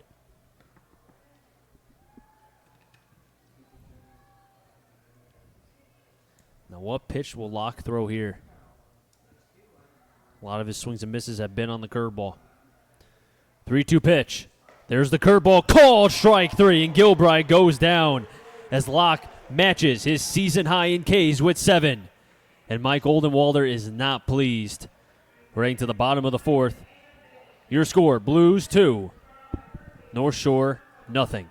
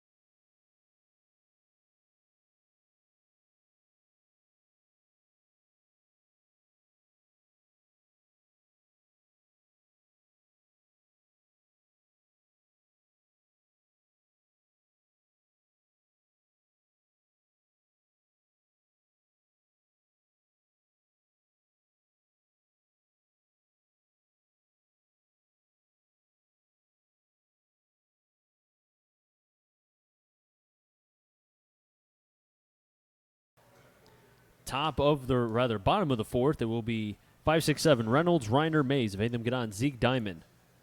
Reynolds struck out looking, and he swings at the first pitch off the glove of Zoller, but right to Calero. And he makes the throw over from behind the bag at second for the first out. Reynolds hit a missile. Yeah, that'll officially go in the book as a 1-6-3, but a little scare for Zoller there. But and Reiner stepping up to the plate. He struck out looking as well. For the only 2 Ks for Zoller was Reynolds and Reiner. That's a good point, though. Zoller has, actually, as I say that now, first pitch to Reiner, low 1-0. Remember how he's having the abbreviated windup and stepping back? he's going from the stretch. Now he's throwing just from the stretch. Yep. That's interesting. I just noticed that as well. I wonder why he made that mechanical adjustment. 1-0 pitch to Reiner. Chopper, but behind. Foul, 1-1. An update from Pittsfield. When I last updated you, they were up 6-0 on the Bravehearts. Bravehearts scored 4 in the top of the fifth. It is 6-4 now. They're in the bottom half of the 6th inning there. And the Suns were, 5? Before they lost to the Blues, they won 5 straight, I think. And then since then, their pitching staff and even their hitters, too, have just gone cold. 1-1. Breaking ball to the back door, but away, 2-1. Yeah, they're on a 2-game losing streak right now. They struck out 16 times against North Shore yesterday. They lost to the Blues after having a 5-0 lead. I mean, you go through your peaks and valleys, but not very good in Pittsfield right now. 2-1 is low, 3-1. The longest win streak in the FCBL right now currently belongs to Nashua, who's on a 4-game winning streak. And see, we saw them once. They looked good, but I wasn't overly impressed with them, to be honest. 3-1 pitch to Reiner. Inside for a ball, 1-out walk. Yeah, only 3 teams in the FCBL sit over 500. Silver Knights are at 500. I feel like it's kind of been like, this team goes on a 3-game winning streak, then this team goes on a 3-game winning streak, and it's just kind of everyone's taking their turn right now. Nobody's really separated themselves. North Shore hasn't really been on a losing streak yet. They're winners of 5 of their last 6. I would say maybe they're due, but at the same time, I mean, they do everything well. They don't strike out much. They walk a lot. They play pretty good defense. They're tied for first in field percentage coming into this game. First pitch swinging, lined into left field for a base hit is Kyle Maves. Rounding second is Reiner. He wants to go to third, play at third, overshoots the cutoff man. And now Reiner's thinking coming home, and he'll score. Maves will advance to third. And a whole lot came around, but a miscue defensively, and I just complimented North Shore on their defense. But the sluggish play from North Shore has allowed the Blues their third run. Maves will get to third because of the throw. You think that's a double for Maves? I would give him a double because I think he might. I mean, you could argue that the left fielder's throw was going to third, and that's why he went second. Yeah. I mean, we could check point streaks to see what they give him. But right now, that won't be an RBI because of the overthrow. Ooh. Zeke Diamond off the glove of Zoller and gets into center field. That will be an RBI for Zeke Diamond. That's his third of the season. And now it's 4-0. Blues over North Shore. And nice to see Zeke Diamond making a couple nice plays at short and also getting an RBI, as I said, his third of the season.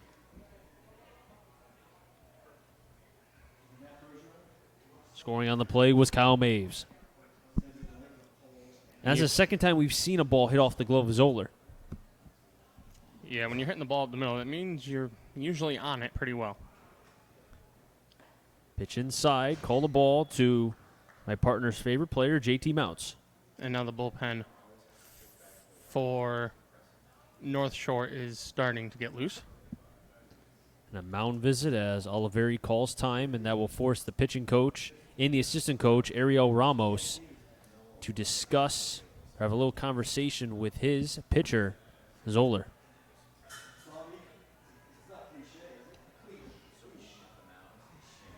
How about this? The Blues score 2 runs in the fourth, take advantage of a throwing error, a rare one by the North Shore Navigators. And then on top of that, you have a first pitch swing, Zeke Diamond hit a missile off the glove of Zoller, which then gets into center field and allows Kyle Maves to score.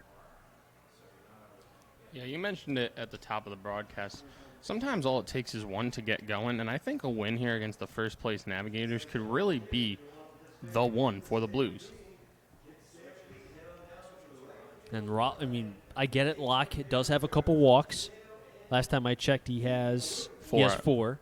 But he's been getting the Ks when needed, and he's kept at least North Shore at bay where they had runners in scoring position, but they didn't touch home plate.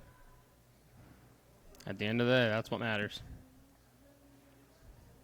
1-0 pitch after the mound conversation. JT Mounts lines that one into left center for a base hit. First hit for JT Mounts, trying to get to third, and he will be safe.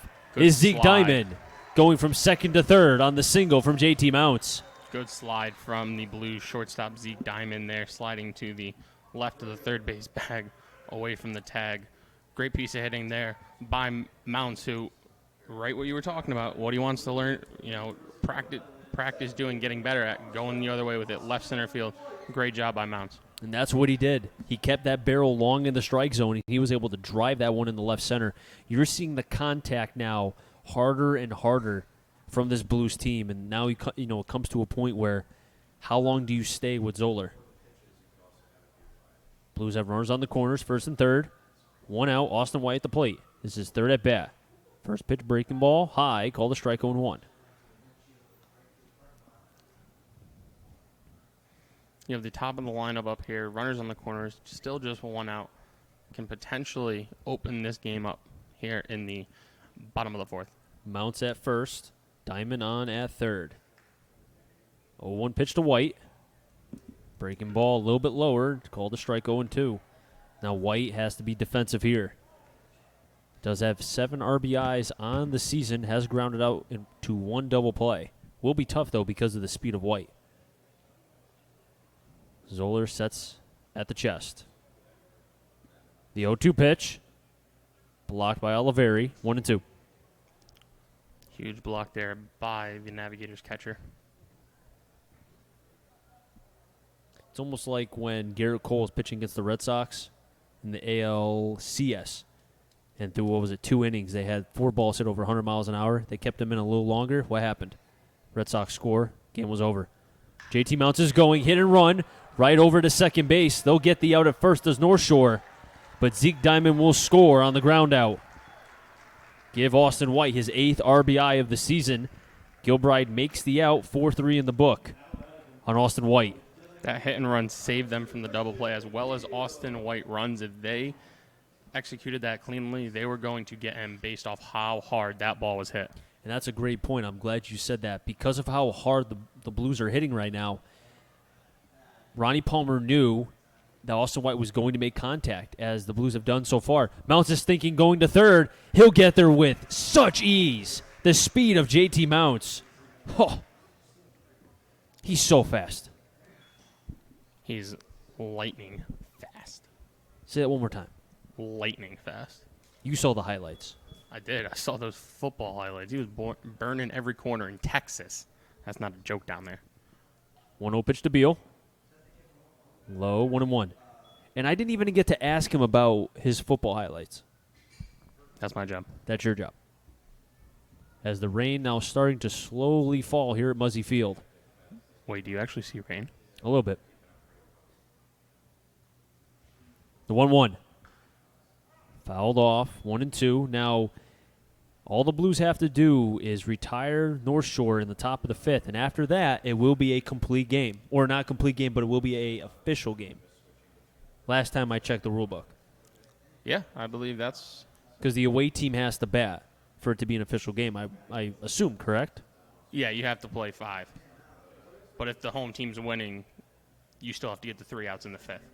And I think the umpires will make sure they at least get through that top of the 5th before anything else happens. 1-2. Squibber foul towards the dugout of North Shore. I just checked the radar, though. It has a little green blob. For those of you that don't know radar, green means rain. Hey, man, I was telling my sister, who is 20. How old are you, Chris? 26. Okay, so she's also 26. 1-2 to Beal. Towards right, giving chase is Kretzmer. He won't be able to make the play. JT Mounts will score. RBI single off the bat of Christian Beal. It's now 6-0. Bristol Blues over North Shore. And I was telling her, showing him the radar, and she was like, I don't know how to read that. So some people don't know how to read radar. But I just checked, and there's a green blob over Bristol right now, and it's going to be here for about 10, 15 minutes, and then we're not supposed to see rain according to the radar I'm watching until about 1:30 this morning.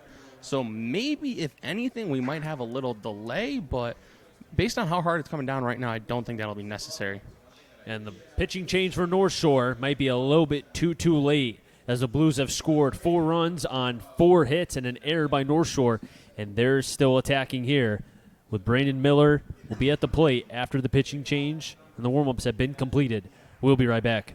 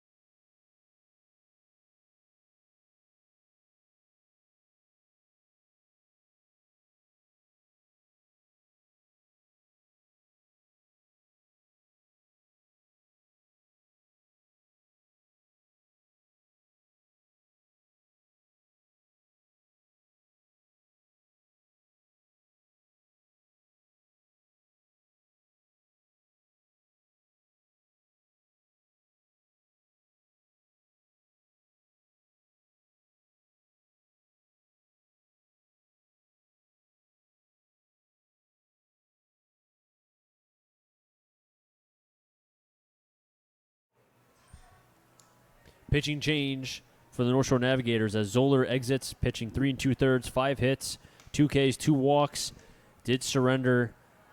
Well, we have at least 4 because of the errors. A couple of them were unearned, but right now his responsibility is on first base. And Bobby Cleach is on the mound from the University of Maine, the 6'1", 235-pound right-hander.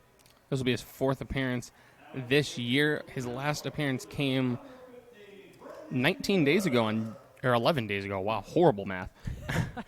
And June 8th against the Silver Knights. He got the win in that one. He went 3 innings, gave up 2 runs, just 3 hits, struck out 2. On the year, he's 1-0 with a 7.87 ERA in 3 games. He's thrown 8 innings, 6 strikeouts, but 7 walks.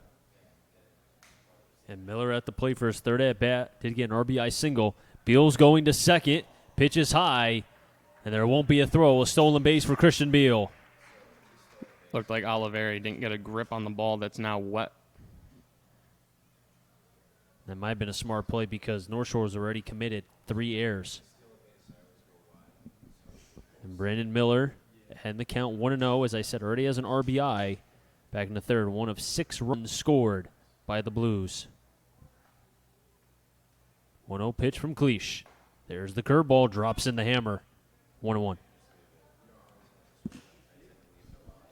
On deck is Buddy Dwayne, and if he somehow finds a way to get on, the Blues will bat around, and our scorebooks will be slightly ruined. Yeah, I think it's fun to watch teams bat around, but not when I'm keeping book. Blues have 2 runs in the 3rd, 4 in the 4th. Cleach staring down. Foul back from Miller, 1-2. Okay, you want to hear a funny story one time? Sure. I was keeping book. Okay. The 9th hitter of the inning was up. The bases were loaded. There wasn't an out. So I had already prepared at the top of my book to move innings over. Kid hits into a triple play. Wow. I messed up my book for nothing. Oh, that's terrible. I was so mad. That's where you use the whiteout. 1-2 pitch. Inside, 2-2. It's even worse when they bat around more than once in a game. That's when it gets really ugly. Now, it looks like that's Dominic Nyman That is Nyman. He is warming up in the Blues bullpen, and that's interesting because Locke looked to be cruising, and I don't want to say there's a pitching change yet, but that's just interesting that, I mean, he's not getting hot, but he is throwing. 2-2 to Miller from Cleach. Inside 3-2. Maybe they had a pitch count in mind for Locke that he's coming close to, so maybe he'll start the 5th, or maybe if he can get a clean inning, we'll let him go to the 5th to get the win. That's a good point. But how about the stolen bases from the Blues so far in this inning? yeah, they've shown the speed. Mounts, Beal. I mean, they're showing why that, the top of the order, and even JT Mount at the 9 spot can be lethal. You can't teach speed. You cannot. That's a great point. 3-2 pitch to Miller. Swinging and a miss. And the K by Miller ends what was a dominant performance from the Blues in the 4th. They score 4 runs.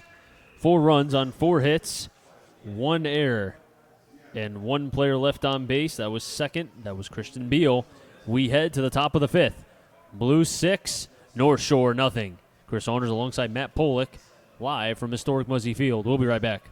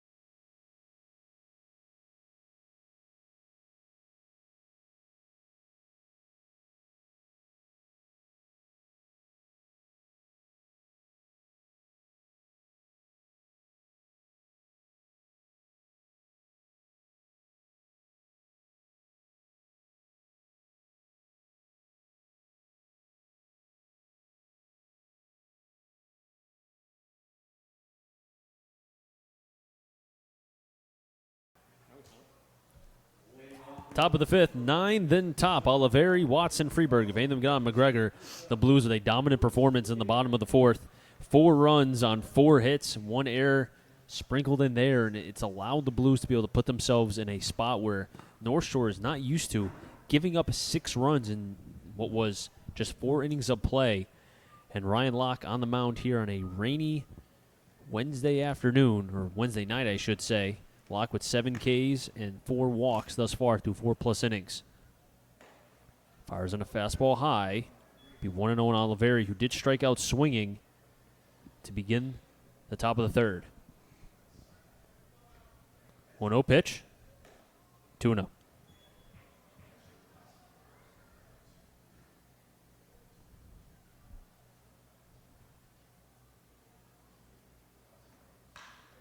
Ground ball to the 5.5 hole. Diving play made by Dwayne on the knees. Oh, what a play by Bobby Dwayne. Threw it from his knees and got the out. I mean, I get it. I understand he's a new Blue, but don't show off too much. Yeah, that's probably a top 3 defensive play we've seen. And he just got here. Yeah, the newest Blue, flashing the leather a little bit. That's easily probably the number 2 defensive play behind Austin White against Nashua, the one that he made in center field. That was a great catch. Especially, the route he took and then cutting. Nolan Watson at the plate. Pulls the bunt. Foul back off of Reiner's right leg, 0-1.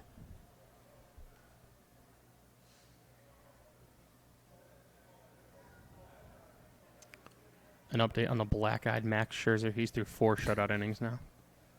Black eye. It's like black-eyed peas. The bunt reminded me of it. 0-1 pitch to Watson. Swing and a miss, 0-2. Watson walked, stole a base. Actually stole 2 bases. Was left stranded on at first base. And then grounded out back in the 3rd. Locke ahead in the count, 0-2 on Watson. Shakes the head yes to Reiner. 0-2 pitch. Fastball outside. Call, strike 3. Watson down on strikes. 8th K for Locke. And Dominic Freeberger up to the plate with 2 down. The Blues right now, this is where we've been waiting for. This kind of game, using the speed, playing sound defense, getting pitching, timely hitting. They had all the pieces. They just had to put it together. And it seems thus far, knock on wood, that they're doing just that here tonight. Curveball inside, called a strike 0-1. And that 8th strikeout by Locke is now a new season high for the Bristol Blues in this 2019 season for him. 0-1. Curveball over to Dwayne, but foul. Now, if he made that and threw it from his, if he did that and pulled a Machado play, I'm done. That would just be, that'd be pretty cool. That was an outstanding play. When it was off the bat, I thought it was gonna. If anything, I thought Diamond was gonna backhand and have no shot at the play, but Dwayne just unbelievable play. 0-2, foul back. We'll do it again. And especially, too, because I don't have the height of Dwayne, but he looks to be above 6'3", 6'4". So you're talking about a tall, strapping young man who's having to dive and then use those long levers to have to make the throw. 0-2. Curveball high, call, strike 3. 9 Ks for Ryan Locke. He is dominating the North Shore Navigators right now. They do not have an answer for the right-hander from Wagner College. As we head to the bottom of the 5th. Your score, Blues 6, North Shore nothing. We'll keep it right here. Matt, what have you seen from the Bristol Blues right now? Well, I've seen them execute every single part of their talents that we knew they had. We knew they had speed. We knew they had guys who can come up with timely hits. We knew they had guys that have potentials to have great starts, striking out close to 10 batters, as Locke is already at 9. And I think it's all just come together. Before we came on the air, we were talking, not just you and I, but everyone up here in the press box. I think this is the best Blues lineup we've seen this year. Now that all the pieces are coming together, you know, a lot of people are frustrated with the slow start they've been off to, but, you know, all the pieces are here, they're clicking, and all of a sudden, they rally off 2 or 3 wins. Then you lose one, you rally off 2 or 3 more wins. You got to get to 500, then you get 5 games over. Then you can worry about 10. Little steps at a time, and I think they're heading in the right direction to do just that. Bobby Cleach taking his warm-up pitches and getting ready to pitch his first clean inning of work. Oliveri throws down. And coming to bat, the only man who didn't hit in the 4th for the Blues is the third baseman, Buddy Dwayne, who made the outstanding defensive gem in the top half of this inning. And Zoller wanted to make sure I get a stat on, correctional stat on how many runs he gave up. He did give up 3. So 3 earned runs for Zoller out of the 6 because of the errors. Buddy Dwayne at the plate for his 3rd at-bat. First pitch to the central player, high, 1-0. Teammates with Sam Loda,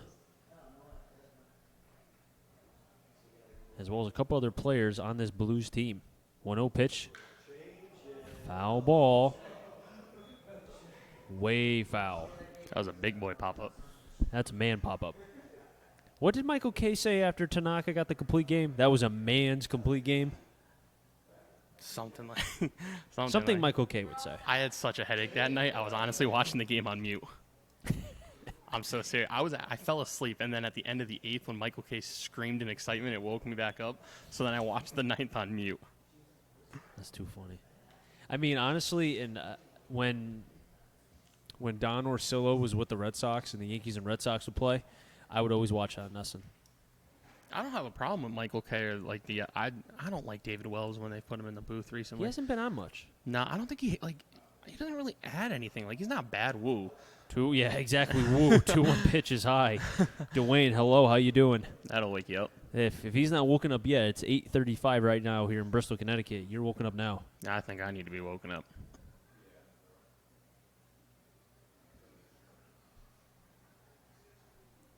The 3-1 pitch. And that might have been because the 3-1 fastball was in. He wanted to swing.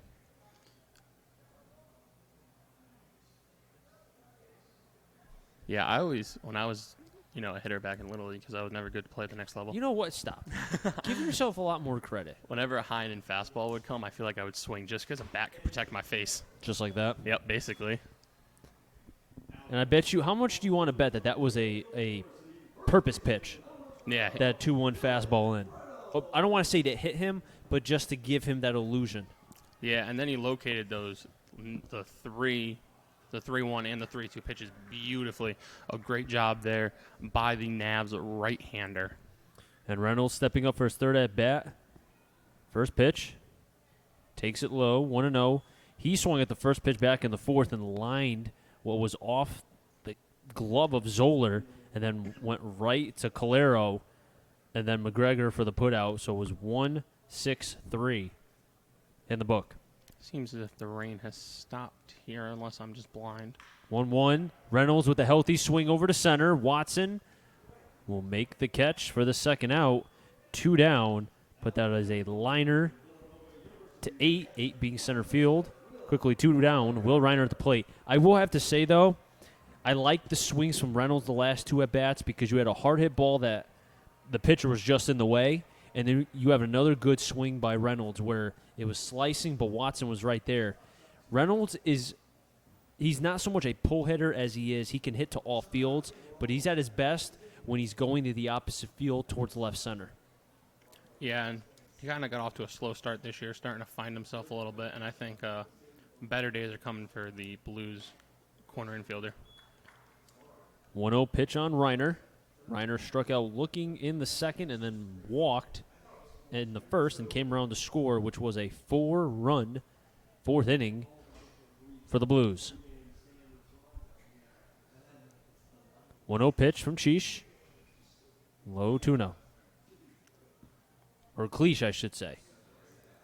Cleach, a 6'1", 235 right-hander from the University of Maine. He's a sophomore from New Hampshire. Cleach throwing from the first base side of the rubber, an imposing figure, 235 pounds. The 2-0 pitch, outside 3-0. Definitely a lot bigger than me. Standing at a tall 5'11", $150. Mike Trout just hit his second homer of the game tonight. It was a grand slam. First ballot Hall of Famer. 16th career multi-homer game. 3-0. Low for a ball. Reiner will work the walk. Second walk by Reiner. Consecutive at-bats. And Cal Mays will be up to the plate, still with 2 down. Mike Trout is a first ballot Hall of Famer. He could retire now. I don't know how people can say he's not. I don't know why he would retire with all that money coming his way. Well, I'm just saying in general, he's that good. Oh, no, he's the best player of my lifetime. But no, he's not a first ballot Hall of Famer if he retires now. No. Blasphemy. Complete blasphemy. Kyle Maves advanced, or rather reached base in the fourth and came around to score, was the second of the 4 runs for the Blues. Maves batting from the left side, the Quinnipiac product, playing second base. Cleach's first pitch, fouls it off, 0-1. Maves 1 for 2 on the day. And for what the weather forecast predicted, pretty decent crowd on hand. And if you're a Blues fan, you're seeing a good one right now. Blues up 6-0 with 2 outs here in the bottom of the 5th. 0-1, Cleach drops the breaking ball, 0-2. Now tomorrow we are scheduled to have a game, but it looks like Mother Nature might take that away from us. But Saturday looks to be beautiful, as that'll be a weekend game on Saturday. That's a 7 o'clock start, I believe. 0-2 pitch. Kyle Maves swings at the pitch outside for a strike 3. Second K for Cleach. As we head to the 6th, your score, Blues 6, North Shore nothing.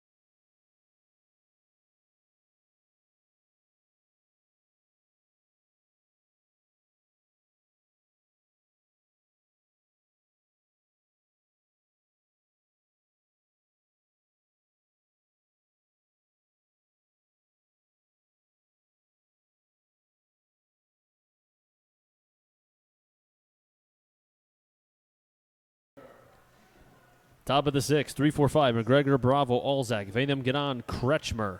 Correction. Locke in the sixth. Fires into strike, 0-1. Locke having his best start of the 2019 Blues season. 9 Ks.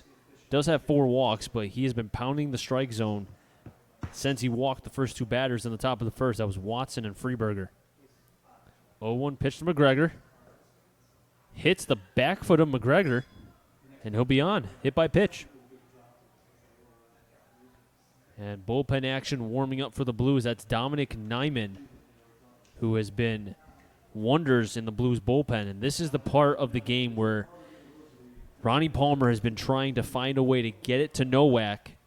It's been the middle innings. Nyman has been a key part of that. We've seen better performances from Fox and Hughes. D. LaBelle had a nice outing against Nashua. So this will be intriguing on how long does Ronnie go with Locke before he gives it to Nyman. Well, that hit by pitch was the 92nd pitch thrown from Locke. So I'm assuming he's only got 15 pitches maybe at most. I know the FCBL has pitch rules. I don't know if they have a hard cap on how many you could throw per game. 0-1 breaking ball to the back door, 0-2. Let's not forget, though, too, Kretschmar is a left-handed batter. So maybe Ronnie's thinking strikeout or double play. Either way, this is the last batter. And then give it over to Nyman to face Kretschmar. Well, Kretschmar is in the hole, not on deck. Low, 1-2. Oh, correction, yeah, Olzak and then Kretschmar. So maybe he's thinking to get Bravo, who's at the plate right now, 1-2, then get Olzak, and then potentially have Kretschmar. 1-2 to Bravo. Breaking ball, call, strike 3, 10 Ks for Locke. As Bravo goes down on strikes. And that breaking ball, that curveball, it has been a money pitch for Locke tonight. He really hasn't needed the changeup. It's been that curveball. Yeah, he's been locating it to both sides of the plate with ease. Up, down, left, right. He's been doing it anywhere he wants it. He can put it. Olzak at the plate, reached base in the fourth, and flew out to first to end the first. And, you mentioned it, 10 Ks now. He may very well be on his way to an on-deck pitcher of the night in the Futures League. 1-0. Call the strike, 1-1. And that's a great point. The Bristol Blues Twitter is defending. It wants to make sure it gets its players on that on-deck player of the night. We'll have to talk to whoever does the Blues Twitter. 1-1. There's the curveball, 1-2. The equalizer for this North Shore Navigator lineup. If he gets a K here, I want manager Ronnie Palmer to let him try to get through 6. 1-2. Curveball just gets a piece. Does Olzak. Keeps it 1-2. He's got 10 Ks right now. Has a hit by pitch, 4 walks.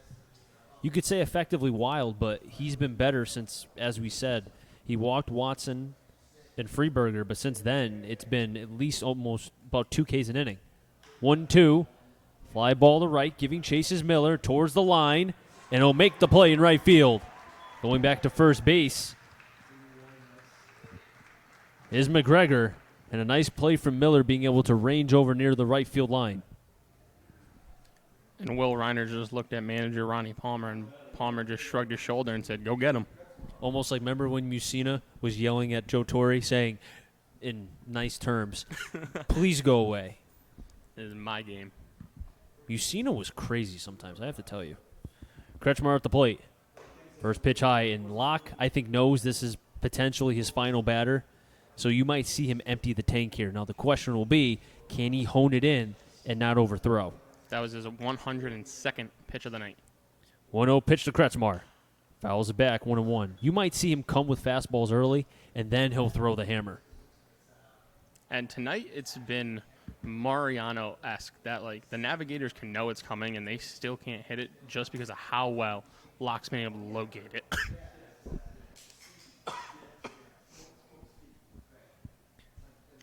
1-1 pitch to Kretschmar. Fouls it back, 1-2. And Locke is 1 strike away from a 6-inning, 1-hit, shutout 11K performance. Is this the best outing we've seen from a Blue all year? We'd have to look back, but it might be close. 1-2 pitch. Ooh, Reiner tried to bring that pitch back up. He tried to frame that like, Cervelli from the Pirates. Matt was going to go crazy. Let me tell you. I'm right next to him. He was going to jump off of his seat. I'm ready for bed. I would have loved a called strike there. 2 balls, 2 strikes, 2 outs. The 2-2 pitch. That was the same pitch. And the home plate umpire saying that was a tad low. Yeah, I doubt it. Calero on deck. Gilbride on double deck. All right, Locke, now you got to really lock in here and make a pitch. The payoff pitch. Runners going. Chopper off the hand of Locke. Maves can't make the play. Almost was the third and final out, and you always see pitchers stretch their pitching hand out to try to stop the ball, and that might have impeded Maves from making the play because it looked like that would have been the third and final out. And that's a tough break for Ryan Locke, who had an ace-like performance. But North Shore keeping this inning alive, and a pitching change for the Bristol Blues. But you know what? Ryan Locke, 10 Ks, 4 walks, only surrendered what was now the second hit. But like I said, an ace-like performance, and he should get a big round of applause from this Bristol Blues crowd. And he is. They are standing and applauding this young man as he walks off the mound here at Muzzy. A great performance by Mr. Locke. I tip my cap to you. What a performance. And could lead to a much-needed Bristol Blues victory here this evening. We'll be right back.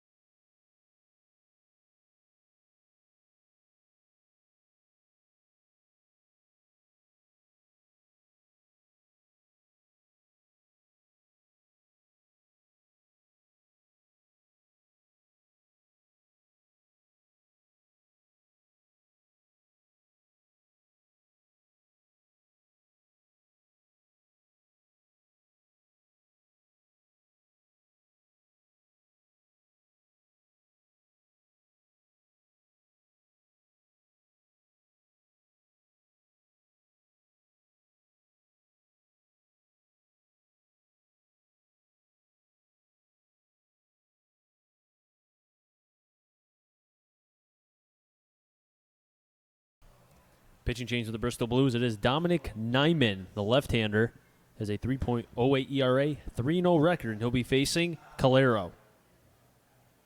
This is his 8th appearance. Chris, you mentioned 3-0 record, 3.08 ERA, 11 2/3 thus far, 11 Ks, just 6 walks and 6 hits. Nyman, a left-hander, throwing from the middle part of the rubber, staring down the runner on second base. 2, 3, 4, slide steps, pitch in, 1-0.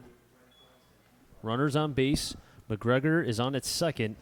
Crutchmar is on at first base. Ryan Locke, who pitched 5 2/3, 1 hit, 10 Ks, 4 walks, 1 hit batter. Could not complete the 6th inning, but really did pitch well for this Blues team. 1-0 pitch. Low 2-0.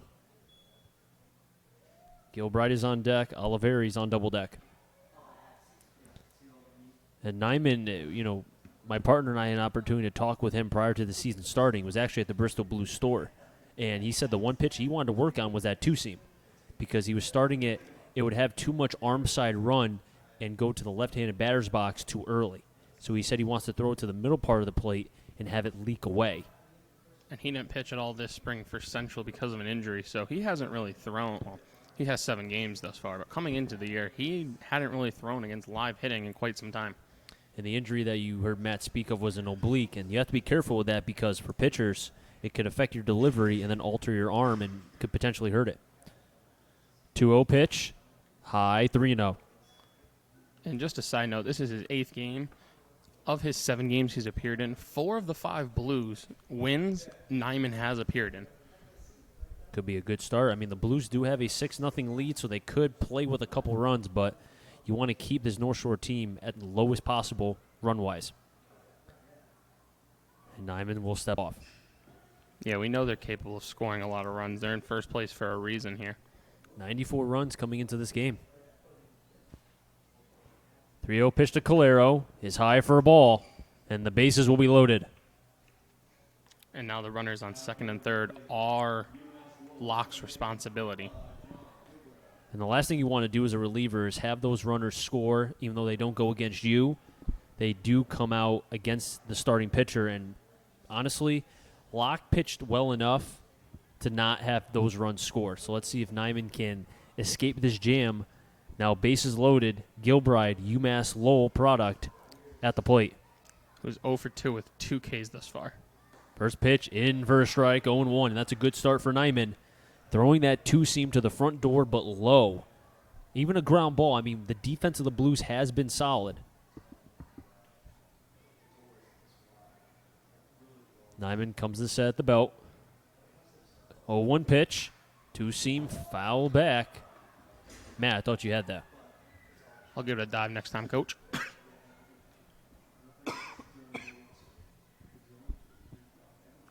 McGregor on at third. Kretschmar on at second. Calero on at first.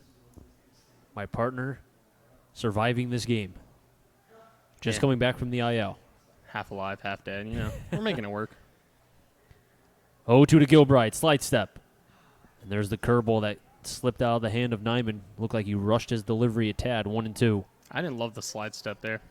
I didn't either. I think he could have maybe stayed back a little bit. I would think maybe here, if he's going to throw a curveball, it'll be to the back door on the front side of the plate, or he'll throw a two-seam high and elevate it. 1-2 pitch to Gilbride.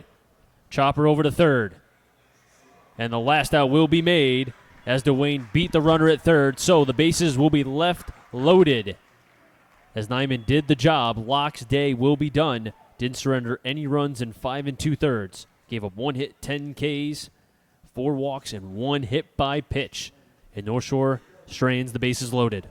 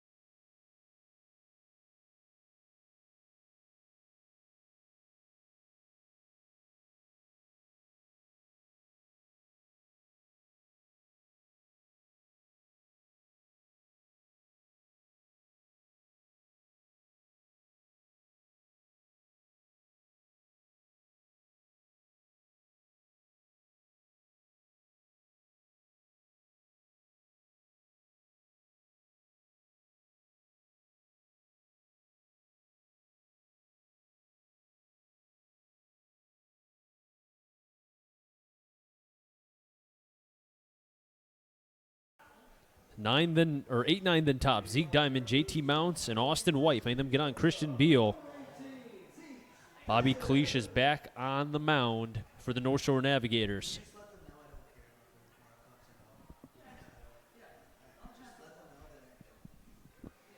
Zeke Diamond, the last time he was up, hit a missile to right, came around to score. Also got an RBI during that time.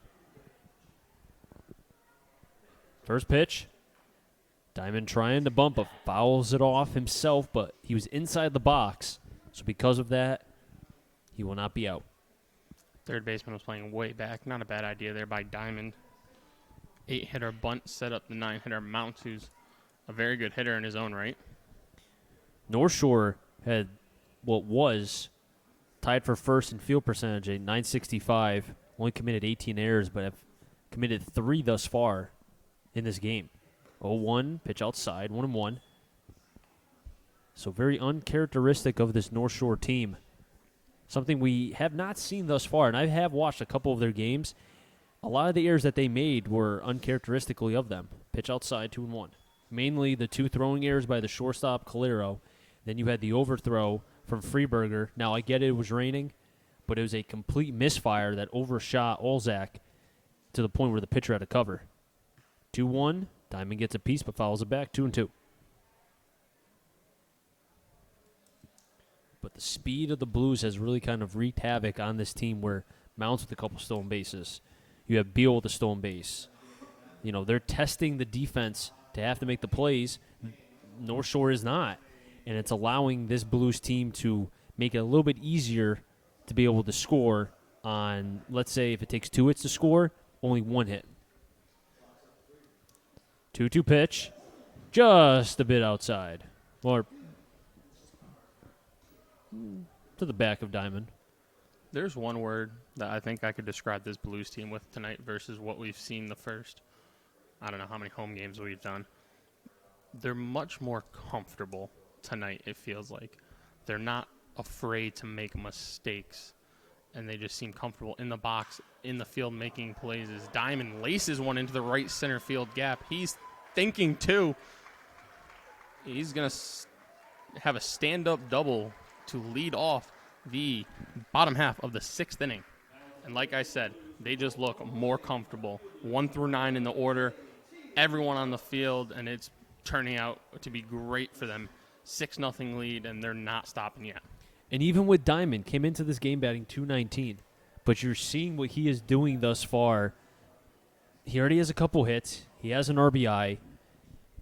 He's been solid at the shortstop position. And the question was with the Blues, were they going to figure out shortstop and second base? And I think it helps to have a player or players know where they're playing and not have to think about, am I going to play this position one day and then another position the next day? JT Mounts pulls the bunt, or tries to bunt, then pulls it back. 0-1. Bunt, or Mounts walked, stole base in the 3rd, and then singled to left for his first hit as a Bristol Blue in the 4th, then stole a couple bases, and then came around to score. So Mounts has been doing a whole lot of running.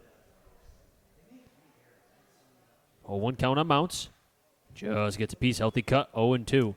But as I was saying, to reiterate your point, I think the confidence to be able to have in players to know what they're playing, it's just like pitchers with relievers. You tell them where they're pitching, and then they can prepare themselves. I think the same thing could be said for position players. Yeah, there's very few guys that can just show up to the ballpark and I'm playing this position. Okay, that's fine. You know, Ben Zobrist, when he was at his best, Good point. is one of those. And then Andrew Miller is a bullpen guy who you could bring him in the 1st or the 9th. He's going to be as comfortable and as effective. He didn't care. Mounts down on strikes. Austin White at the plate. And I think, and maybe it's just me, but sometimes when you get a new player, it can maybe breathe some life into a team. And maybe that's, what Dwayne, the third baseman from Central, did in a way. Made a nice play. I know he hasn't done much at the plate, but that nice play at third, you just never know what it can do for a team. And let's not forget, though, too, there's also one more player coming. We have not mentioned his name since the first game because we did not know if he was even coming at all. And we're talking about the Parker Upton from Creighton. White looks at a breaking ball outside, call a strike, 0-1. Yeah, very excited for Parker Upton to come. A great year at Creighton. Oh, fantastic year. Yeah, wasn't sure if he was going to get drafted. Unfortunately for him, did not. Selfishly, fortunately, he did not, so we get to see him play here at Muzzy. And let's not forget, he's also motivated. Yeah, very motivated, very angry that he was not drafted, so he is extra motivated to show people what they've passed on. I always felt that players who were not either selected or, get to play a lot, depending on their attitude, are motivated and want to show that they deserve it. And I think Parker Upton wants to show why he deserved to be one of the 6 players that were drafted out of Creighton, but wasn't. 1-1. There's the high breaking ball. It's been called a strike all day, 1-2. And this is no disrespect to the FCBL, but you can consider getting drafted versus the FCBL kind of a demotion. Well, just because of the talent level, Yeah. I agree. But at the same time, though, if Parker Upton puts up numbers, I think he'll turn a lot of heads. And let's not forget, though, too, there will be scouts, and there have been, from time to time, as I've seen here at Muzzy Field, who want to see Austin White and JT Mounts and Arjun Thakkar. And now they'll want to see Parker Upton as well. 1-2 pitch to White. Checked his swing. He didn't go. 2-2. Strong, handsome White. And it's important that he is motivated by this and wants to get better and prove people wrong and not take 72 hours to show up to your demotion spot like some people that may or may not play for the Yankees and have a name that starts with C. Shots fired. 2-2. Foul back. We'll do it again. And also, too, Parker Upton, he'll play, I think, the outfield, but now you have a situation where you'll have Parker in right. You'll have Austin White in center. You'll have a situation where you'll have JT Mounts, Christian Beal, and Miller for 2 spots between left and the DH. You'll have someone who can come in for defense or a pinch runner later in the game. I mean, there's so many things that can go on, and the lineup just gets deeper. 5 legit outfielders who can bring so much to the table. White working the count from what was it, 0-2-1-2 to now 3-2. With Christian Beal on deck, Brandon Miller, who we spoke of before, on double deck. And Austin White, as advertised, does not swing at pitches outside of the zone.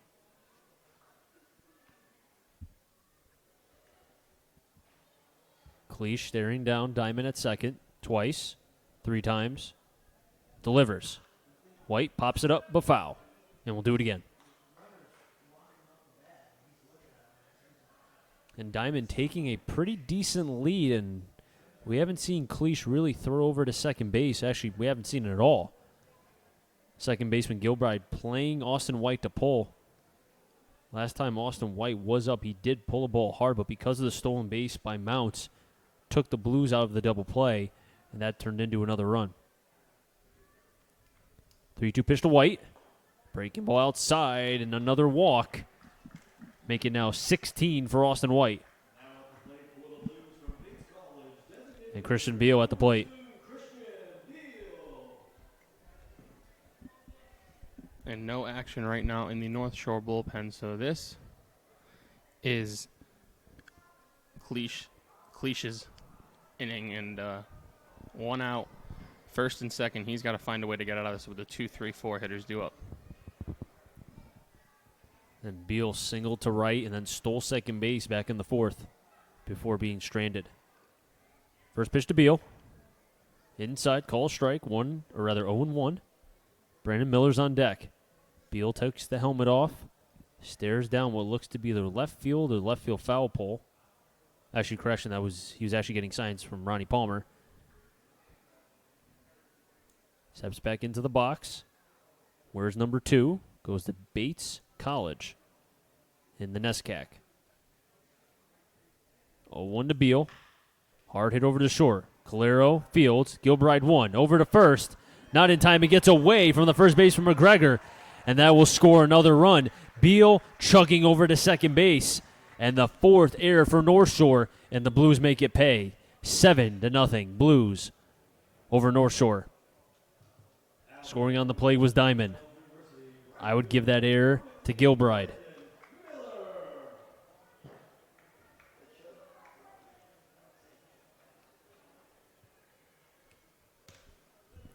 So now we've seen 2 errors by short, 1 by second, and 1 by left. And look, when you have the up the middle making errors, that's where a lot of the balls are put in play. We talked about that with the Blues. Second and short, a lot of errors. That's why they've made 2 or 3 a game. Different story. I get it's early, but we're seeing what happens when your up-the-middle defense is shaky. Miller at the plate. First pitch. Pops it up in left center. On the run is Watson. Still on the run, charging in, and will make the catch for the third and final out. But the Blues get one run on an error from the second baseman Gilbride. Blues lead 7-0 over North Shore. Chris Saunders alongside Matt Pollock as we bring you live action right here from historic Muzzy Field.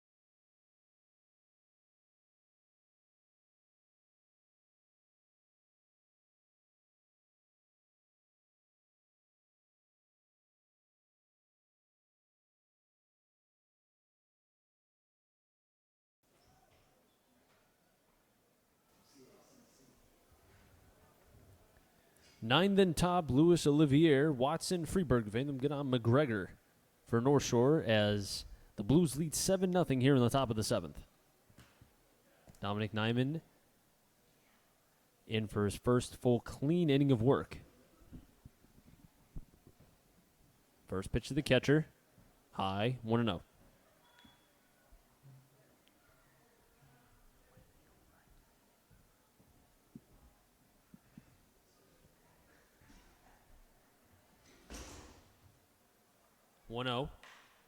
Lines that one into center, and that will drop for a leadoff single from the catcher, Oliveri.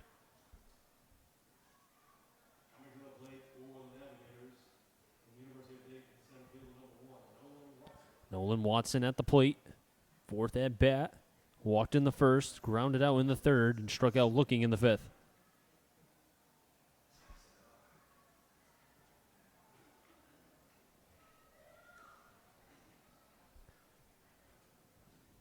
Nyman staring down the runner on first. That's Oliveri. Comes to the set at the belt. Twice. 3 times. First pitch. Inside, 1-0. And it looks like the Blues do have some bullpen action now. Nyman was the only left-hander that is available today for the Blues, but they do have Hughes, Fox, Pfaffenbickler, D. LaBelle, Seelhorst, and Leahy. All right-handed pitchers. Outside, nips the outside corner, 1-1. And that is Spencer Fox from Southern Connecticut. Or goes to Southern Connecticut, but his hometown is Manchester. 1-1 slide step. There's the curveball, swing and a miss, and that had excellent shape and depth from Nyman. Yeah, you've definitely seen his command get better as this year's gone on, and obviously he missed the whole spring, so he's going to be a little rusty first coming back, and he's really found himself, and he has the potential to be the best bullpen arm for the Blues this season. And just thinking about, his college season, this is a pitcher that, he's going to Central. Think about it. Curveball high, just a tad high, 2-2. Just think about how far Central got to the regional this year. And he's just another bullpen arm to add with Matt Shane. You have Sam Loda. You have Dwayne. It's like the rich get richer. Throw back to first. He's playing around with the balk a little bit there. I was just about to say, he's pushing limits. very, minimal. Very But, close. They didn't call a balk on a 2-2 curveball, call, strike 3. And Watson down on strikes. And there's the curveball. The first for Nyman tonight. I haven't been this umpire's biggest fan. But he's been consistent. Yeah, for the most part, he's been consistent. I think his top half of the zone's been a little inconsistent, but, I think his in and out and down has been very consistent. It's just up. His high curveball, high off-speed pitches have been a little inconsistent, or so it seems, because the strike is really not where it's caught, where it crosses the plate, and obviously our view of that isn't great. So, for all I know, he's doing a great job. Freeberger at the plate as Dominic Nyman threw back to first. And in a situation you're up 7-0, I wouldn't even be worrying about the runner on first, Oliveri. Just focus on the hitter, honestly. You're up 7-0. First pitch. Down the middle, 0-1. And it looks like Freeberger was thinking balk there. He's asking the home plate umpire. And the home plate umpire is explaining why it wasn't. It's almost like if you're arguing balls and strikes, I think same can be made for the balk. You can't win. You're not going to win. If anything, the field umpire is staring right at him. Yeah. You could say they both are, but 0-1 pitch, curveball inside, 1-1, good take from Freeberger. Yeah, but if they didn't call the first couple moves from Nyman balks, they definitely weren't calling that last one. There was a left-hander. What game was it? I was watching the College World Series. Was it last night? It was against Florida State. Who was it against? 1-1 pitch, hesitation from Nyman, drops the breaking ball in, 1-2. Who was it? Who did Florida State? Oh, it was Michigan. And was it Michigan? I forgot who it was against. But anywho, there was a left-hander pitching, and the first base coach was saying he balked. And the field umpire said, no, he didn't. I thought it was funny. That's just me. 1-2 pitch. Just gets a piece of Freeberger. Speaking of Florida State, they're tied with Texas Tech 1-1 in the bottom of the fourth right now. And that's the losers bracket, correct? Yes. Okay. So whoever loses Elimination is gone. game, Yeah. Who's pitching for the Florida State? Does it say? Because they already threw Grady. Grady? Wow. Well, they threw Parrish and Van Eyck the last 2 days. Throw back to first. All right, Nyman, you have a 7-0 lead. He doesn't even have that big of a lead. I get why. I understand it. You want to keep the runner honest, but at the same time, I think Reiner has a pretty good throw, and you have a catcher on catcher right now. Catcher on first. Reiner behind the plate. 1-2 pitch to Freeberger. In for a call. Strike 3. Freeberger down on strikes. Second consecutive K for Nyman. And McGregor at the plate. Now we have a lefty-on-lefty matchup. Let's see if Nyman will start out with the front door two-seam or we'll go to the back door breaking ball. Kyle Maves at second, adjusting his hat. Nyman's first pitch to McGregor. There's the breaking ball to the back door, 0-1. And Nyman, he is feeling it tonight. Blues pitching between Locke and Nyman has been solid thus far. Yeah, they've been excellent tonight, shutting down this first-place Navigators team.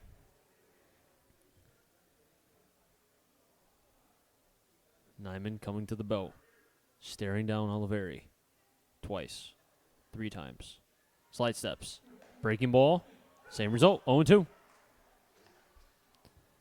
A lot of backwards Ks for North Shore tonight. I have 1, 2, 3, 4, 5, 6. I have 7. I have 7 consecutive Ks for them to the bat on them looking. You and me both. That's a lot of Ks on looking. 0-2. Just gets a piece. Well, that's just a lot of strikeouts. in general. I mean, this is a team that struck out as a team 122 times coming into today.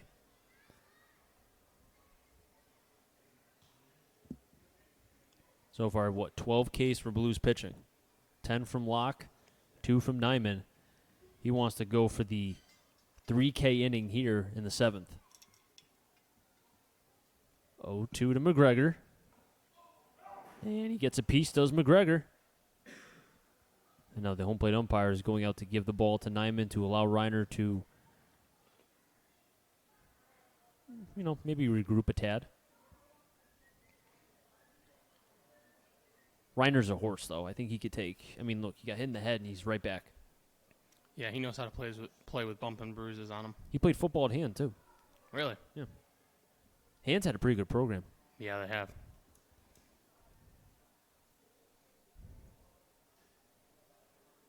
Nyman back over to first, staring twice. 0-2 pitch. Breaking ball high, 1-2.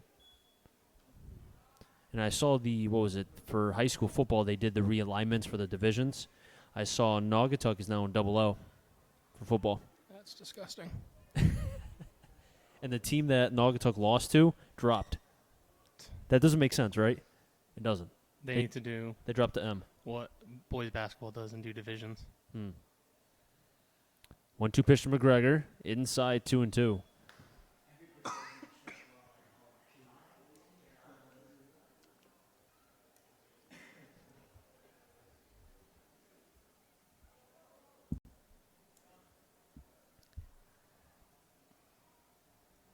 Nyman getting the sign from Reiner.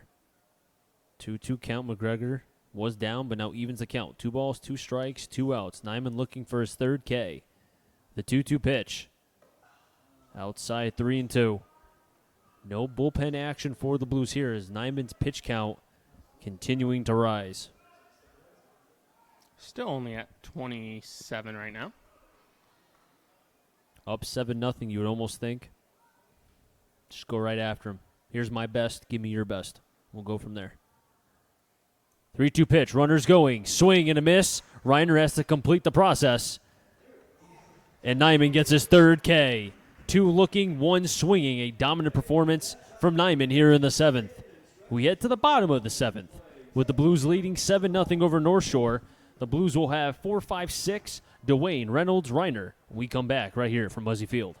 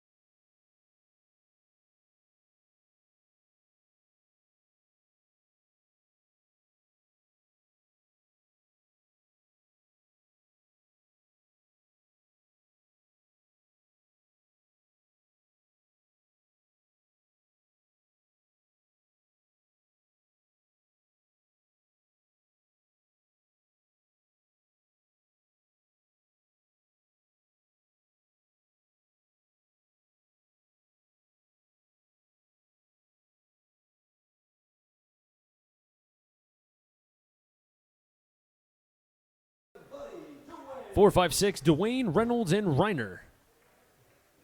As Bobby Cleach is still on the mound for North Shore. Dwayne 0 for 3, but did make a fantastic play back in the bottom of the 5th on a play on his knees over to first. And takes a big cut, but comes up empty, 0-1. He's taking some big hacks here tonight. He's taking daddy hacks.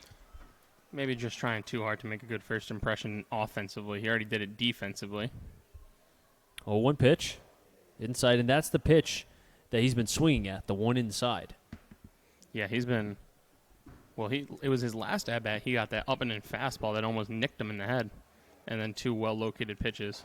0-1 outside, called a strike, 1-2. Wasn't a fan of that strike call. Well, you would think 7-0, bottom 7th. Might want to expand the zone a little bit. It's already 9:22. The rain slowly is going to be here at some point. I'm here for the expanded strike zone. 1-2. Foul back. Count will remain 1-2. Chris Saunders and Matt Polick right here. Live from historic Muzzy Field as the Blues lead 7-0 over North Shore. 7-6 and nothing for the Blues. 0-3 4 for North Shore. 1-2. Swing and miss. And Dwayne goes down for the second consecutive time, both swinging. And Dylan Reynolds at the plate, who's had 2 good swings in both the 4th and the 5th, but nothing to show here. As bullpen action still warming for the Blues. If I had to guess, just by looking at the body type, I'm going to say it's either De La Belle or Leahy. Just a guess. Reynolds pop up towards third. Alzak, foul territory, makes the play. 2 down. Reynolds very frustrated. As soon as he popped that up, he waved his hand, trying to wave it out of play. Who did that? Oh, I'm trying to think. Oh, who was it back in the 1970s when they were trying to wait for the Red Sox? Go foul, go foul. Was that Fisk? Yes, that was Carlton Fisk. He was kind of doing that. Thank you. I appreciate that. I am here for you. You are. With Will Reiner at the plate. Let's take a guess. Who's warming up in the bullpen? First pitch down the middle. Call a strike 0-1. I'm going to say that's De La Belle. Well, it was Fox warming up early. Actually, that's a lie. I'm going to say it's Leahy. Well, it was Fox earlier. Why are we to believe that it's not still Fox? I will put my money on it. That's not Fox. 0-1 outside, 1-1. Fox is a skinny twig. That is a linebacker warming up right now. I have bad eyes. You have good eyes. You told me you have good 20/20 to the far. Yeah, to the far I do. 1-1. Swing and a miss, 1-2. Yeah, but to see the Blues bullpen from here, I'm looking through 2 nets, a foggy night. The fact that you're half sick. Yeah, I'm like a zombie right now. Cleach looking for the 1-2-3 inning here. Already has 1 K. Just a bit outside. 2 balls, 2 strikes, 2 outs. Blues lead 7-0. Reiner on deck. Diamond, who has been, or correction, that's Maves and then Diamond. But speaking of Diamond, who's had a nice job from Emory and contributing for the Blues. 2-2. Reiner delivers one into right. Kretzmar will make the play. And a 1-2-3 inning for Cleach. No runs, no hits, no errors, and nobody left on base. We'll have a pitching change right here from historic Muzzy Field when we come back.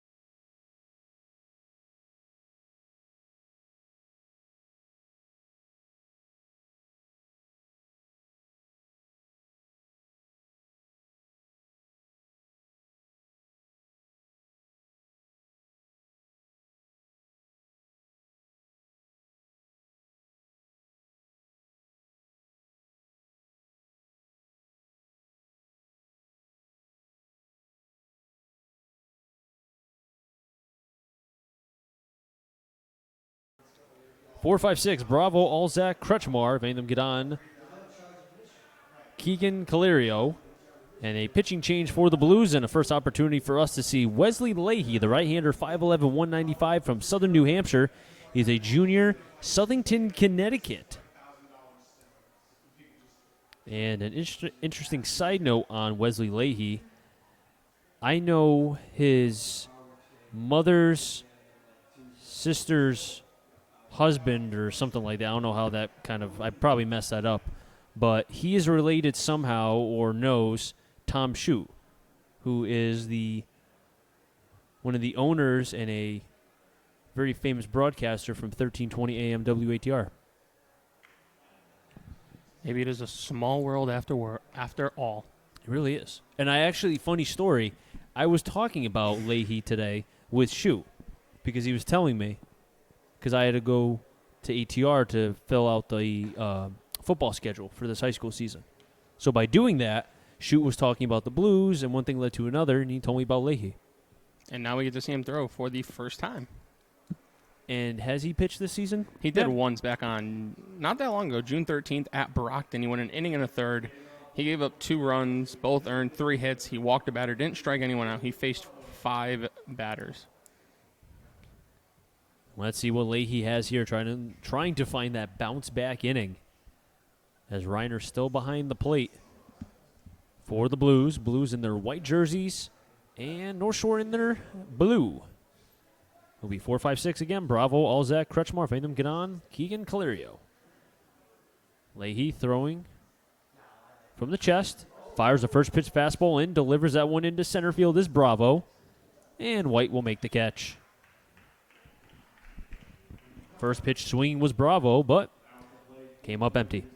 I am all here for first pitch swinging. So now the Blues will only have 5 pitchers. Hughes, Fox, Pfaffenbickler, D. LaBelle, and Seelhorst. I would think Leahy will probably pitch if he can go 1-2-3 here. He'll go the 9th as well. Fastball. Call the strike. 0-1 on Olzak. Olzak flew out twice, reached base, and was left stranded in the 4th.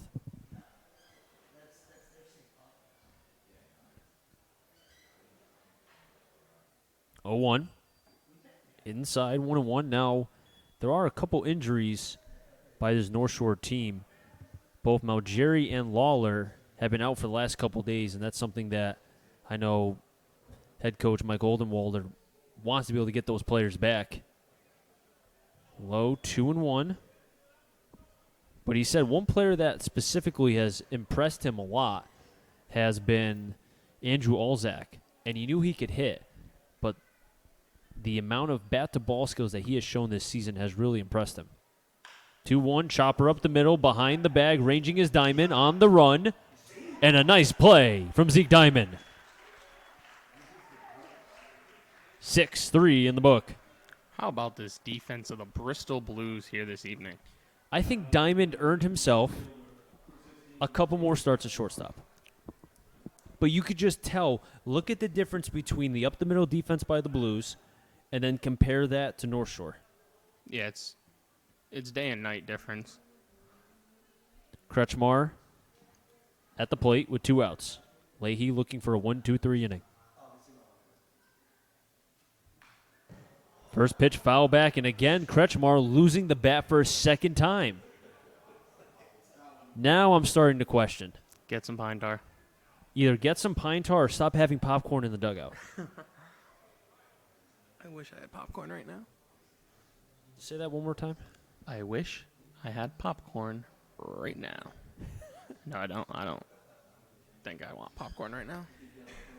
I know this is totally off subject, but last year I remember there was a foul ball that hit the camera that's connected on the right side near the gate. It hit it not once, but 3 times in one game. I feel like wacky stuff like that, once it happens once, it just, it's... it happened 3 times. It's a domino effect. Yeah, it's crazy.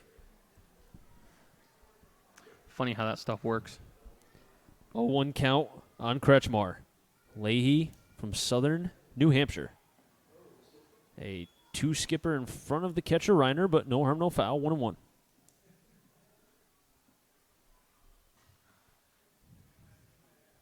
Southington, Connecticut's really not that far from here. It's maybe a 10-minute drive, 15-minute, depending. I could do it in 5. 1-1. Inside, 2-1. That's if you're going the normal speed. Yeah. Yeah. Absolutely. You don't go over the speed limit, right? Nope. No. Not at all. I abide by all laws. 2-1 pitch. Backdoor call the ball, 3-1. I'm a great driver. Are you a great driver? Yeah, I've been doing it for 2 years. almost 3. Has it been almost 3? October will be 3 official years since I've had my license. I'm old. Time? Yeah, you're old. Yeah, 3-1. In for a ball and a 2-out walk from Leahy. I almost think if Reiner catches that, that's a strike.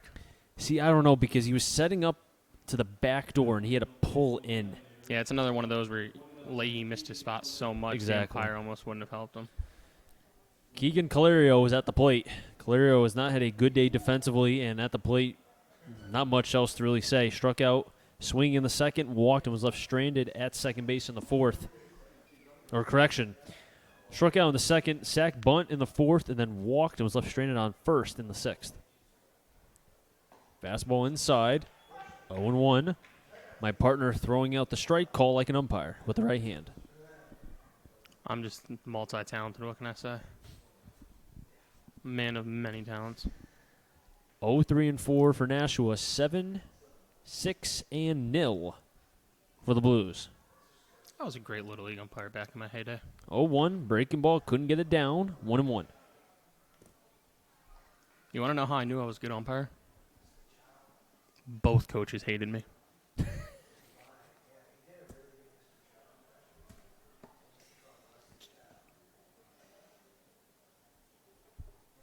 You're too much. 1-1. There's the hammer. 1-2. It seems as if the Navigators, pardon me, don't even want to swing. Don't even want to swing at the off-speed pitch day. I feel like they've been looking at so many off-speed pitches called for strikes. They've struck out a lot. I mean, I'd have to look back and see how many strikeouts they've had in other games, but I feel like this is the most they've had.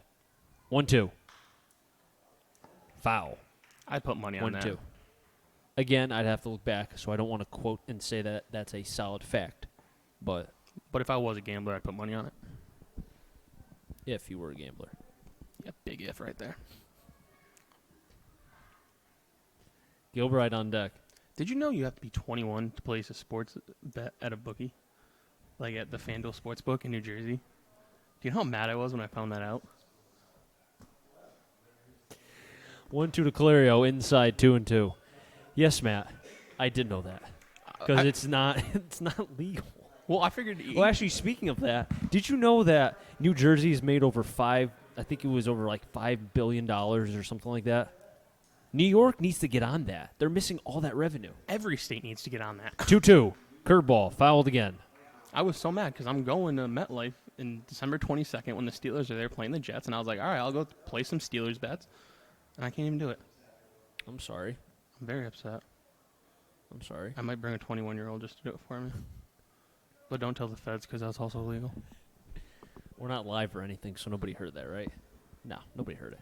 I'm joking, guys. You could be there December 22nd to find out. 2-2. Curveball in for a call. Strike 3. Calerio down on strikes. His second K tonight. And the leadoff, or rather the 2-out walk by Leahy, goes without harm. We head to the bottom of the 8th. The Blues will have 7-8-9 Maves Diamond Mounts when we come back right here from historic Muzzy Field.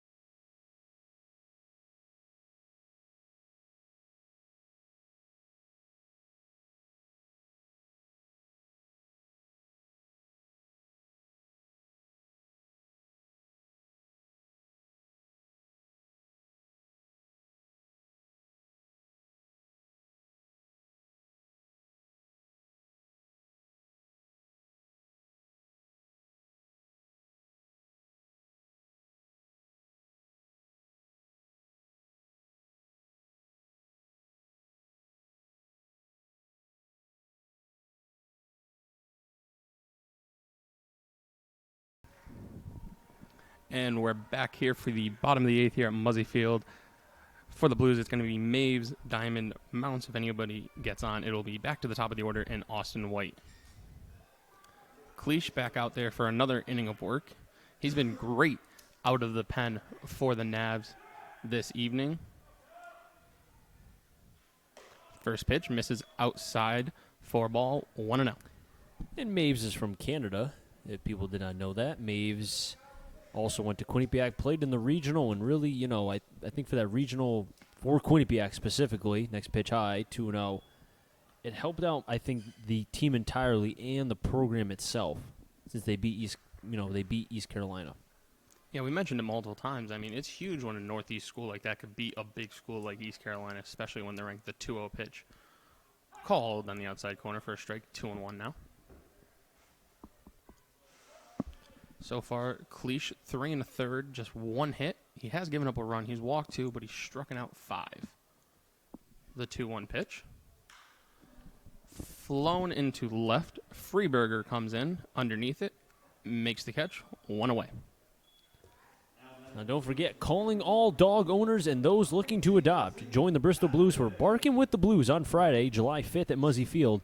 We will be playing the Worcester Bravehearts. Game time is at 7 p.m. Tickets are $6 for fans who wish to spend a Blues game with their furry friend. We will also be teaming up with the dog adoption organization Monkeys Pack here in Connecticut, and they will have dogs with them looking for a forever home. The first pitch to the Blues shortstop, Zeke Diamond, is a ball inside. If you are looking to bring your dog, bring paperwork, fill out the paperwork. Any questions? Please call the Blues store at 860-582-2583. Diamond skies that one into right center. On the move is Kretschmar making the play, almost colliding with Watson. Thankfully, no collision. The play is made, and Diamond, probably his last at-bat, he will finish 2 for 4. Still a breakout day, much needed for the Blues shortstop, who's also had a great defensive game. Or our assistant GM at 860-836-2713. So make sure you join us on July 5th for Barkin' with the Blues. My dog will be here. That'll bring up the Oklahoma State commit JT Mounts, who has to get out of the way of that first pitch. So far today, he is 1 for 2. He's walked, singled, has 2 steals, and he's scored twice. Cleach has really done a fine job for this North Shore team. Has kind of calmed down the Blues since he came in for Zoller. Yeah, he's been a great stopper. He stopped the bleeding. Unfortunately for him and his team, they haven't been able to do anything offensively against the Blues pitching staff, who's been amazing this evening.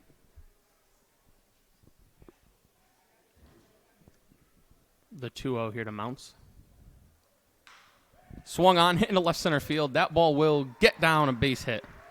Mounts takes a big turn at first, hits the brakes, turns back, and he has his second hit of the day, a single, both into left center, and that's exactly what he talked about he wanted to do, go the other way, and he's able to do just that for the second time tonight. I take full credit for what he's doing tonight because I talked to him and he told me he wanted to swing or he wanted to work on hitting the ball to left center. You know what? Maybe he needs to talk to me before every game. I won't attest to that just yet until it happens more than once. But he is, I think, close. I mean, him and Locke are kind of close in that player of the game. Diamond's another one. We haven't had an opportunity to do many of those.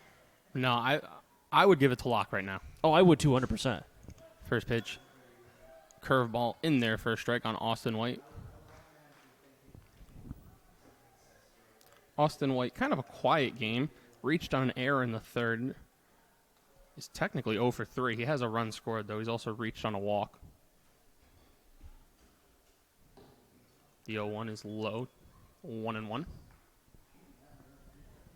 Austin White has made some hard contact a couple times. Back in the fourth, he had a hard ground ball to Gilbride. But because of the hit and run, it allowed JT Mounts, who was on base, again, singled, was able to get to second base, and he came around to score. 1-1 pitch misses outside, 2-1 now. Mother Nature continues to smile upon us as she gifted us with no rain or very little, but then she'll cometh down hard tomorrow. Yeah, it doesn't look like we'll be playing tomorrow, so the Blues will go into an off day with a win, assuming they hold on as that pitch finds the zone. As Austin White has seen 4 pitches, hasn't swung at any of them. It seems as if he's not too pleased with the 2 strike calls he's seen. 2s all around, 2-2 count, 2 outs. Mounts leads off first. The pitch. Grounded foul up the first baseline. McGregor's had a tough day at first, and it's not even so much of his doing. I mean, he had a couple bad throws by Calerio. He had Gilbride with a bad throw at second. So, Gilbride's doing the best he can at first base, but it's been the up-the-middle defense by North Shore that has committed 3 of the 4 errors. And, Zoller gave up 3 of the 7 runs tonight. The rest were because of errors. The 2-2 misses low in the dirt. Count will run full. 3-2, 2 outs. That'll send Mounts on the pitch. Austin White is just like Aaron Judge. The count, he should just go up and it should be 3-2. Yeah, but then it doesn't count towards the pitcher's pitch count. You know what? Just add it towards the pitch count. But no, seriously, though, White has probably one of the best eyes I've seen in the FCBL in the last 4 years. Yeah, 5 he years. works the count very well. The payoff pitch fouled back, and we'll do it again. And it's hard for me to tell from here because he swings a blue bat, and his gloves are blue as well, so it's hard to really tell. But I don't think he chokes up as much. I just think he's so quick with his hands, and he can get that barrel within the inner third of the plate that no matter where you pitch him, and he covers so much because he's so close to the plate, there's really nowhere to get him out. He's going to have to get himself out. The payoff pitch fouled back again, and he's not an easy out any way, shape, or form. He's going to foul off pitch after pitch, and he's going to make you work to get him out. And it looks like Leahy will be the one that finishes this game for the Blues as nobody's warming up for Bristol. Cleach comes set. The payoff pitch once again. Popped up, out of play behind the plate, and for the 3rd straight pitch, a 3-2 foul ball by the Blues center fielder from URI.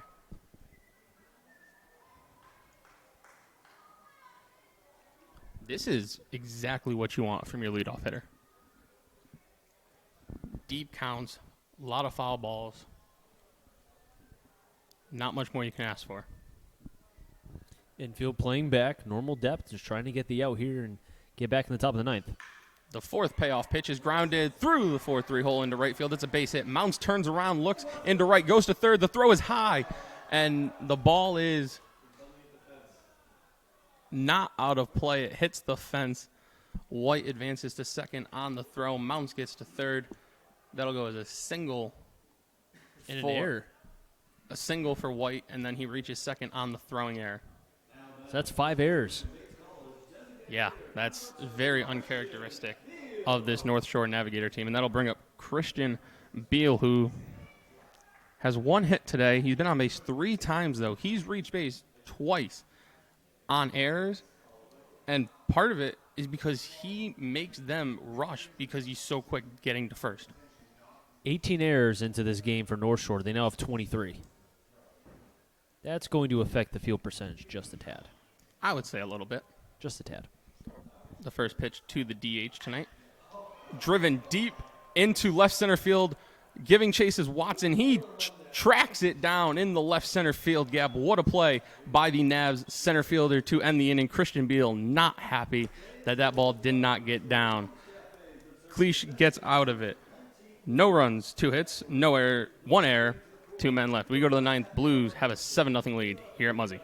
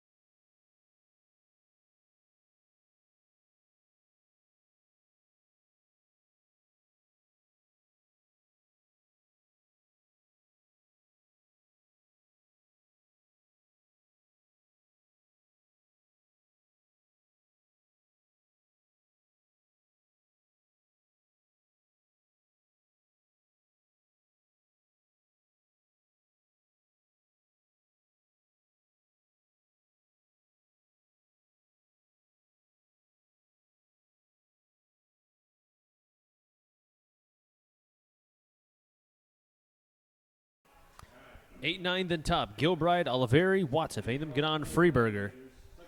An excellent job by my partner, who first time doing play-by-play in the 2019 season. Great job by Matt Pollock. Thank you. I was a little caught off guard as I was told I was doing it 30 seconds before it happened.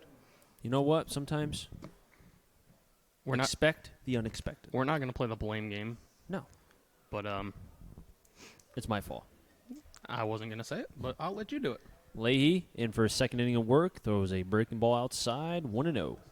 Now, the Blues tomorrow, if you could pull up the schedule, I do not know who they play tomorrow or Saturday. But it looks like Saturday will be the day that more than likely they'll play. 1-0 pitch.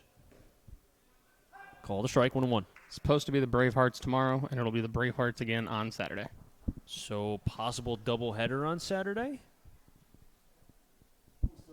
I don't know about that. Well, I threw it out there. It's probably not going to happen, but I'm just thinking if they want to make up days. Nobody listen to Chris Saunders. 1-2, chopper up the third baseline. Bare hand play by Dwayne over to first. In time for the out. Dwayne. Dun-a-nut. Dun-a-nut. Second play in this game by the Central product. Great job there by Dwayne. His second stellar defensive play in his Blues debut. And what time is the game on Saturday? 7 o'clock. All right. And that is the last Blues home game for 8 days. So make sure you guys come out and support your Blues. Breaking ball high. Didn't snap it by Leahy. 1-0. Now, the reason why I said the doubleheader is because Bristol already has a lot of makeup games to make. And I'm not saying it will happen, but it could. Yeah. Not my choice. Not our choice. We don't really have a say in anything that business decision-wise. Ground ball over to first, ranging over is Reynolds. Leahy fields and gets the tag on first base for the second out. PFPs, baby. 3-1. Gets out Oliveri for the second out.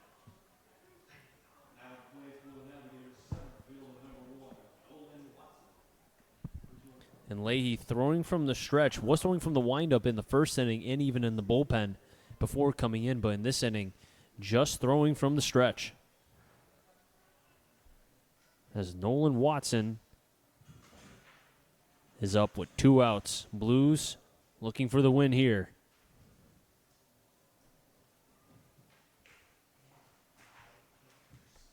First pitch, check swing, he went. 0-1.